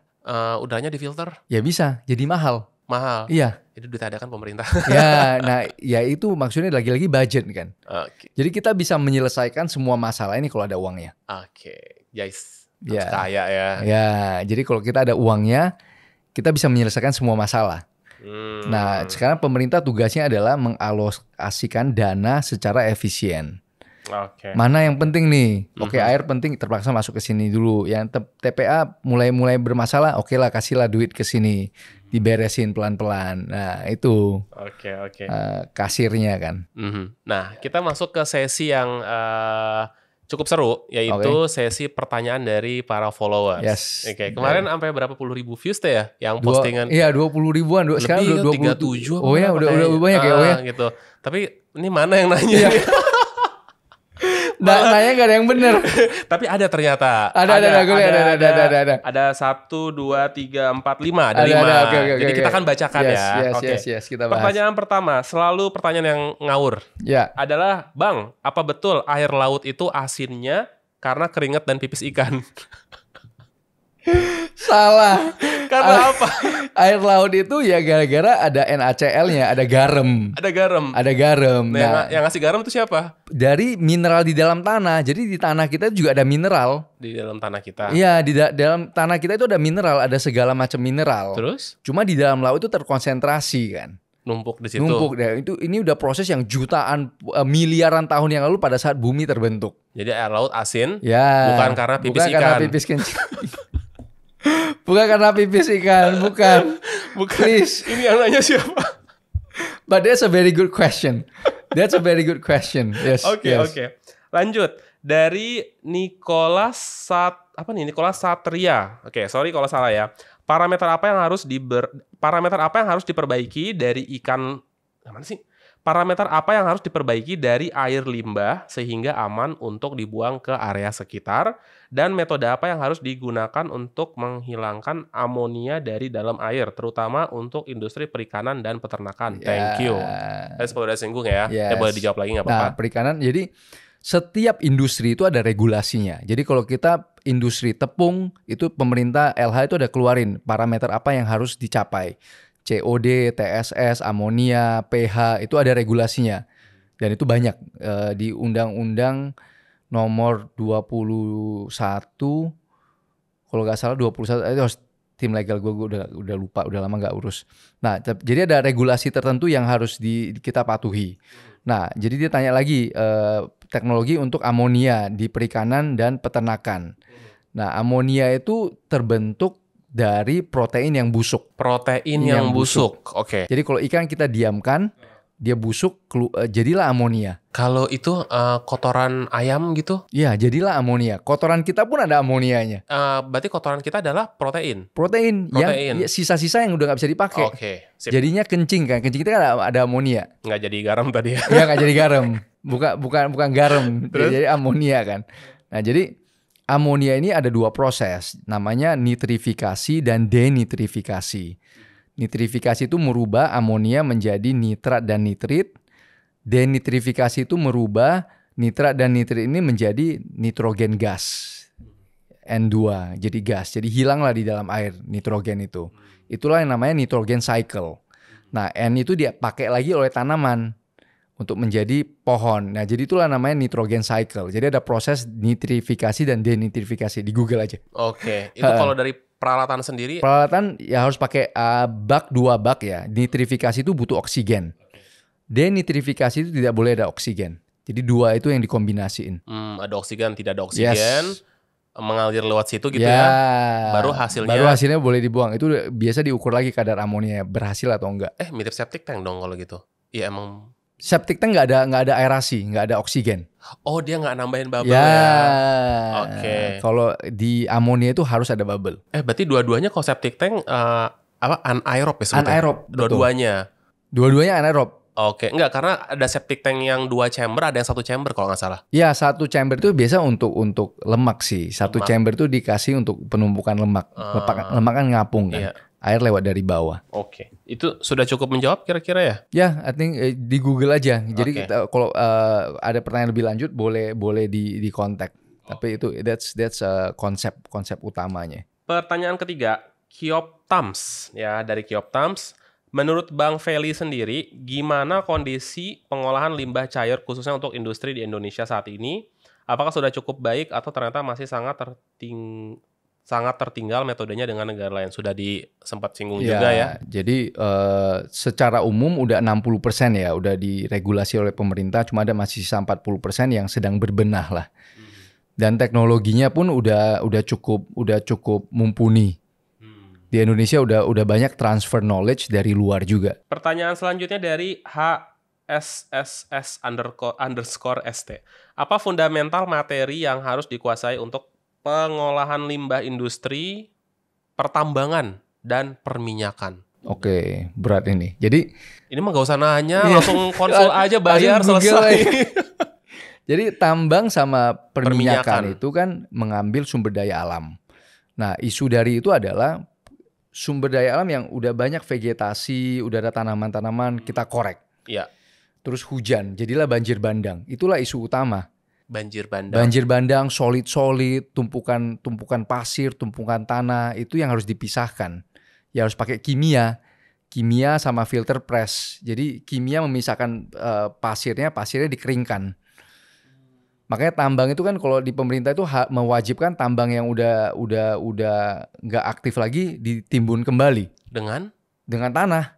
Tanahnya beli dari luar. Ya beli dari luar, Tiban. Biar bisa ditanam tanaman ya, bisa lagi. ditanam tanaman lagi, Itu diremediasi. costnya berapa? Ya, jadi tambang itu salah satu yang capitalnya sangat tinggi, biayanya sangat tinggi. Pantas kebanyakan TBK ya. Ya, dan nggak banyak ya, maksudnya itulah, maksudnya duitnya triliunan kan untuk urus begituan. Heeh. Terus dari selanjutnya terakhir dari Septian Dwi 50.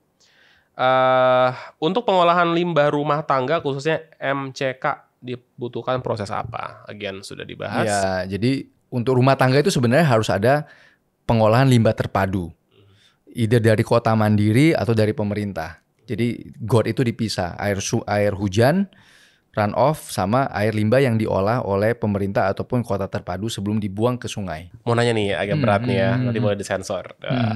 Kalau project gede tuh ada permainan nggak sih? Nah, jadi di Indonesia ataupun di dunia ya, yang namanya bisnis itu adalah relationship. Betul kan? Jadi relationship itu bisa dalam bentuk uang, bisa dalam bentuk makan-makan, ya kan? Bisa dalam bentuk menyelamatkan karirnya dia.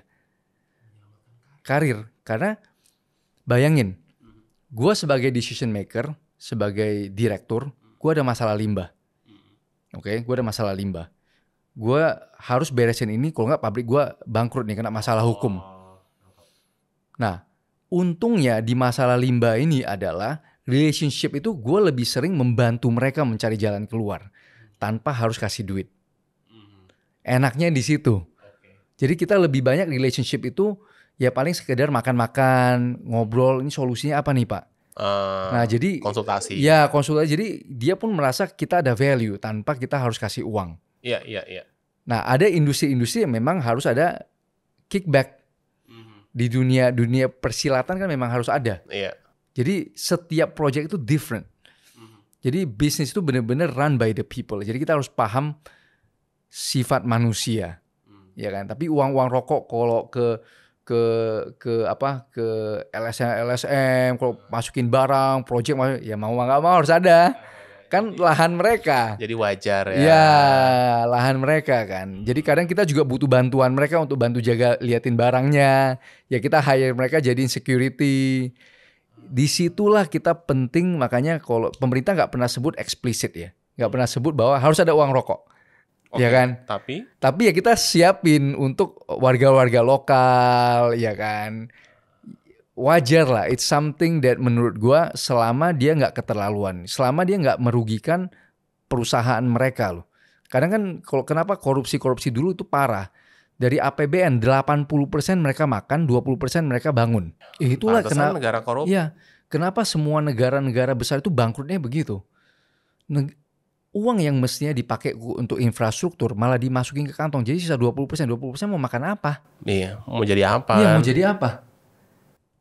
Nah, sekarang di zamannya era sekarang itu udah dirubah. Jadi 99% itu dipakai, 1% jadi uang rokok. Ya, it's fine. Jadi kalau di proyek-proyek besar ini 1% buat uang rokok? Ya. Kecil apa besar sih 1%? Anggaplah proyeknya 10 miliar. Ya 10 miliar 1% sekitar 1% ya 100 juta. 100 enggak ya satu kalau 10 miliar ya 100 juta. Gitu ya? Iya 100 juta. 100 juta tuh bagi-bagi tuh ya? Ya. LSM, ya, Ormas. Kadang dia bisa naik ke 2%, kadang bisa tergantung seberapa ribet lah. Paling gede berapa persen? Paling gede di kita kan 3 lah. 3% ya. 1-3% untuk uang-uang seperti itu. Uang-uang yang ada aja lah. Kadang deal sama warung, oke warungnya gorengin makanan buat masakin untuk tim yang 200 orang. Ada lah gitu-gitu ya. Ya wajib. Kalau nggak kita nggak akan selesai satu project itu. Jadi kita harus hormatin tuan rumahnya. Kira-kira 5 tahun ke depan akan ada apa lagi nih rencananya? Banyak sih. Pengembangan kita banyak ya. Terutama di kota-kota mandiri, di IKN. IKN kota-kota baru nih yang high tech. Nah, salah satunya kita lagi ada pembicaraan untuk develop teknologi-teknologi yang TKDN-nya 90% sampai dengan 90% untuk IKN. Jadi kita lagi develop beberapa paten yang kita lagi develop untuk ke sana. Jadi benar-benar pure buatan lokal, developed by Indonesia, ya kan, made in Indonesia. Jadi di situ jangan sampai kita kalah. Iya. Dan sanggup kok. Orang kita menang tendernya lawan perusahaan-perusahaan yang di backup luar kok. Heeh. Dan itu udah oke atau akan jalan atau gimana? Dalam pipeline-nya kita. Jadi lagi development. Mudah-mudahan dalam waktu 2-3 bulan udah launching. Wow. Ya. Congrats dan mudah-mudahan lancar semuanya Thank you bro for having me. Ada ini nggak pesan dan saran untuk para UKM di Indonesia? Boleh silahkan. Jadi UKM untuk bisa berkembang ya, pengalaman saya itu kita harus pahami dari segi hukum. Kita jangan pernah menganggap remeh yang namanya perizinan atau hukum ya, terutama dari segi limbah. Jadi kalau kita nggak pikir ke sana, begitu masalah datang, kita udah panik. Kita udah nggak bisa ada alokasi dana untuk menyelesaikan masalah itu. Jadi kalau kita planningnya itu bagus ke depan, ada beberapa UKM yang kita handle itu sangat-sangat visionary. Jadi dia udah prepare sebelum dia hujan. Jangan sampai udah hujan deras nggak ada payungnya. Itu sih, itu pesan yang paling penting. Dan ini kita udah lihat dengan dealing dengan perusahaan-perusahaan multinasional. Mereka selalu pikirnya begitu. Jangan sampai hujan nggak ada payung. UKM juga harus begitu untuk bisa grow. Wow. Yap. Mantap. Thank you. Terus boleh sebutin dong ini brand favorit lokal, makanan, minuman, snack. Oh, Suka makan apa sih? Kalau makanan sekarang karena gue masih makanan karena gue ikutin Felix ya, jadi gue agak kontrol sekarang. Gue dibully sama dia soalnya. Oh gitu. Gue dibully. Jadi kalau kopi must. Harus. Kalau kopi gue bisa makan kopi Arabica ya. Kalau kopi Arabica yang Mandailing, dari Gayo, dari Lombok, dari Kintamani Bali, yang Jawa itu kalau kopi itu emas. Saya bisa 3-4 gelas sehari. Wow. Ya. Ada coffee. merek khusus yang suka? Nggak ada. Jadi all coffee gue suka coba semuanya. Oke. Jadi I love different aftertaste dari different coffee. Jadi di tempat gue itu pasti banyak sekali brand kopi. Oke. Sebutin dong satu yang favorit lah. Awi Coffee sih. Gue demen Awi Coffee Awi sih. Coffee. Iya, Awi Coffee yang Sidikalang. Iya, gue demen sekali dia punya kopi Sidikalang ya. Kalau makanan? Makanan gue lagi demen ada satu, boleh sebut restoran? Iya harus sebut justru. Ada satu restoran di Gading Serpong yang namanya Ziba. Ziba jual apa nih? Ziba itu makanan fusion tapi yang Timur Tengah. Really? Iya, jadi dia banyak makanan-makanan yang India juga ada. Jadi fusion Timur Tengah lah. Ada chicken tikka masala yang dari India, yang udah westernized lah ya. Tapi dia banyak juga makanan-makanan yang rempah-rempah, yang penuh dengan rempah-rempah, curry. Tapi South Asian sama Timur Tengah. Ziba namanya. Ziiba. Oke. Sip, nanti kapan-kapan gue mampir deh. Ya, itu gue demen. Itu demen, kualitasnya selalu enak. Kalau snack? Kalau snack nggak ada sih. Gue buah sih, snack on fruit sih. Iya. Gue nggak. Tempat beli buah favorit? Fresh market. Terus di Grand Lucky juga banyak. Ngomong-ngomong, katanya sempat jualan stick ya? Itu gimana tuh Chef stick? Ganteng. Jadi Chef Ganteng. Nama chefnya Ganteng. Oh, bukan bukan gua, chefnya Ganteng. Okay. Jadi kenapa kita bentuk Chef Ganteng itu pada saat COVID. Nah, COVID itu kan orang nggak bisa keluar makan. Di satu sisi gua suka dunia F&B, cuma memang nggak jodoh. Gua buka beberapa F&B nggak jodoh lah. Nah, jadi karena COVID, chef kita di Kebun Evi itu udah gak ada kerjaan dong, kan gak ada yang datang. Akhirnya gue tarik ke Medan tuh pada saat itu. Udahlah bro, kita buat aja steak, tapi yang harganya terjangkau. Disitulah kita mulai develop pakai nenas supaya enzimnya bisa melunakkan daging. Pilih daging-daging yang dipunuk lah, di mana kita bisa develop sampai akhirnya sempat viral itu beberapa bulan. Oke. Nah, cuma si chef itu pindah ke Australia. Wah. Ya udah bubar kita. Itu penjualan udah seberapa tuh? Itu dulu kalau satu weekend, 1 bulan itu bisa puluhan juta loh. Stick itu online padahal. Online padahal. Emang nyampenya masih enak stick kalau online gitu? Masih sama. Jadi kita khusus delivery-nya kita lunch sama dinner. Jadi kita udah set.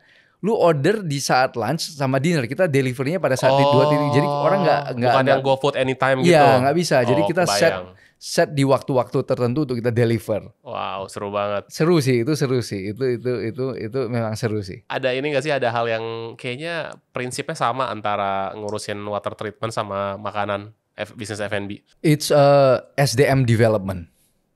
SDM. Jadi bisnis itu benar-benar, jadi kalau di zaman AI ya, orang bilang ya orang-orang nggak ada bisa tergantikan oleh mesin. Itu menurut gua a bunch of BS ya. Ya, bunch of BS. Yang ada AI itu akan mempercepat performance manusia itu. 10, 100, 1000 kali lipat. Mempercepat. Tapi kalau menggantikan? Menggantikan enggak. Jadi kayak kerjaan-kerjaan yang enggak ada value otomatis hilang. Tapi kerjaan-kerjaan yang membutuhkan manusia yang bisa mengupgradekan value dia akan luar biasa manusia ini. Jadi malah perkawinan antara manusia dan mesin di zaman AI ini. Itu yang exciting, yang menurut saya itu sangat excited, yaitu kita itu bisa mendapatkan informasi dengan jauh lebih cepat dengan AI. Artinya kita bisa berkali-kali lipat kemampuan kita. Kebayang. Ya, so business is about the people. Tadi sempat bilang gini, kalau ada training, Feli yang berangkat sendiri. Kenapa lebih milih seperti itu ketimbang kirim timnya? Jadi kita sebagai founder itu harus punya passion terhadap apa yang kita kerjain. Nah, jadi pada saat ada training online kelas itu, kita sendiri sebagai owner harus paham dulu. Baru kita bisa kasih tahu tim kita, ini loh pandangan besarnya kita sebagai perusahaan. Ini visi misinya kita. Jangan sampai kita jadi owner yang terutama UMKM ya. Kalau kita udah jadi big business lain cerita. Itu udah fase yang berbeda. Tapi UMKM itu jangan pernah merasa bahwa uang menyelesaikan masalah. Karena seringkali, gue ada uang, gue hire orang tanpa lu training. Lu merasa lu udah hire, lu udah bayar, lu gak mau train. Disitulah UMKM terjun bebas. Karena ownernya merasa, udahlah gue kasih lu yang beresin. Ini gak beres, gue pecat, gue ganti lagi yang lain. Padahal ownernya harus turun train. Selain lu harus hire dia, lu juga harus ada invest waktu. Ajarin dia. Baru bisa ketemu visi misinya kan untuk UMKM ya. Nah, maksudnya ngajarin itu kenapa nggak langsung dia yang belajar ketimbang kita belajar baru kita ngajarin dia? Jadi kalau di tempat gue ya, di tempat gue engineering itu, gue merasa kalau kita kirim, dia yang dapat ilmu, tim kita yang lain nggak dapat ilmu. Karena dia belum tuh mau sharing. Ya, jadi bisa jadi karena dia sibuk, dia nggak bisa share ke yang lain. Tapi kita sebagai owner, kita bisa terima ilmu, kita mulai set up nih. Oh, dia yang dapat A nih. Dia yang dapat B nih, dia yang dapat C nih. Oke, gimana gue bisa dapetin ilmu ini semua orang bisa akses? Buatlah satu platform. Pakai Dropbox apa buatlah training sistemnya mereka. Oke, lu orang harus training, nanti gue tanya nih. Dan tau gak sih gue mikirnya ke arah mana? Kalau kita udah ngajarin dia, terus dia resign. Betul. Jadi mending gue yang belajar, gue yang pinter, terus gue ajarin ke semuanya. Dan itu menarik, bikin satu platform. Ilmu yang kita dapat kita share di situ. Jadi di Zoom meeting trainingnya kita itu selalu terekam dan kita masukin ke Dropbox atau ke Google folder. Yang orang baru itu kalau masuk harus nonton dulu. Sebagai apa namanya? Sebagai onboarding trainingnya. Jadi kita gak capek lagi. Benar. Jadi sembari Zoom meeting gue training satu orang. Oh ini bagus nih training material. Langsung masukin, lu akses. Nanti gue tanya. Onboarding biasanya berapa lama sih prosesnya? Kalau di tempat kita bisa 1-2 bulan kali. Really? Ya. Gak boleh kerja dulu tuh dia? Atau gimana? Selama seminggu itu khusus nonton video. Tapi dites kan setelah itu kan. Jadi sebagian nonton video, sebagian nanti setengah waktu dia ke lapangan. Oke. Berarti itu memang kita nggak masalah dia nggak gitu ngerti, tapi asal lo mau belajar. Betul. Oke. Nangkap. Betul. UKM gitu ya. Yes, itu teknik UKM untuk bisa grow. Training center. Tapi bukan kayak training center fisik ya. Buat aja. Iya, video aja. Kirim kasih dia, nonton belajar nanti gue tes. Kasih ke lapangan, nonton belajar ke tes.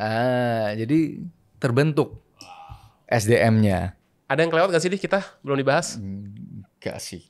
Lumayan ya, cukup lumayan komprehensif. Nggak terlalu berat, nggak terlalu. Iya. Karena gue salah satu ketakutan gue itu, gue suka ngomong sampai yang rabbit hole. Bro, thank you so much udah mampir di tengah kesibukannya. Thank you. No, it's fun. Hari Minggu mah enak. Kalau Oh, iya. gue lega kalau hari Minggu. Ini gak ada yang tahu, ini rekaman hari Minggu loh. Hari Minggu kita demi mengatur waktu dan schedule. Jadi Minggu hajar aja. Ya, I really appreciate it sih. Ya, biasanya kan orang mau hari biasa kan. Jadi gue appreciate kalau podcaster yang hari Minggu bisa. Oke, good. Oke, thank you. Kita akhiri berarti podcast hari ini. Thank you once again. Sukses. Sampai ketemu di episode selanjutnya. Yes, thank you.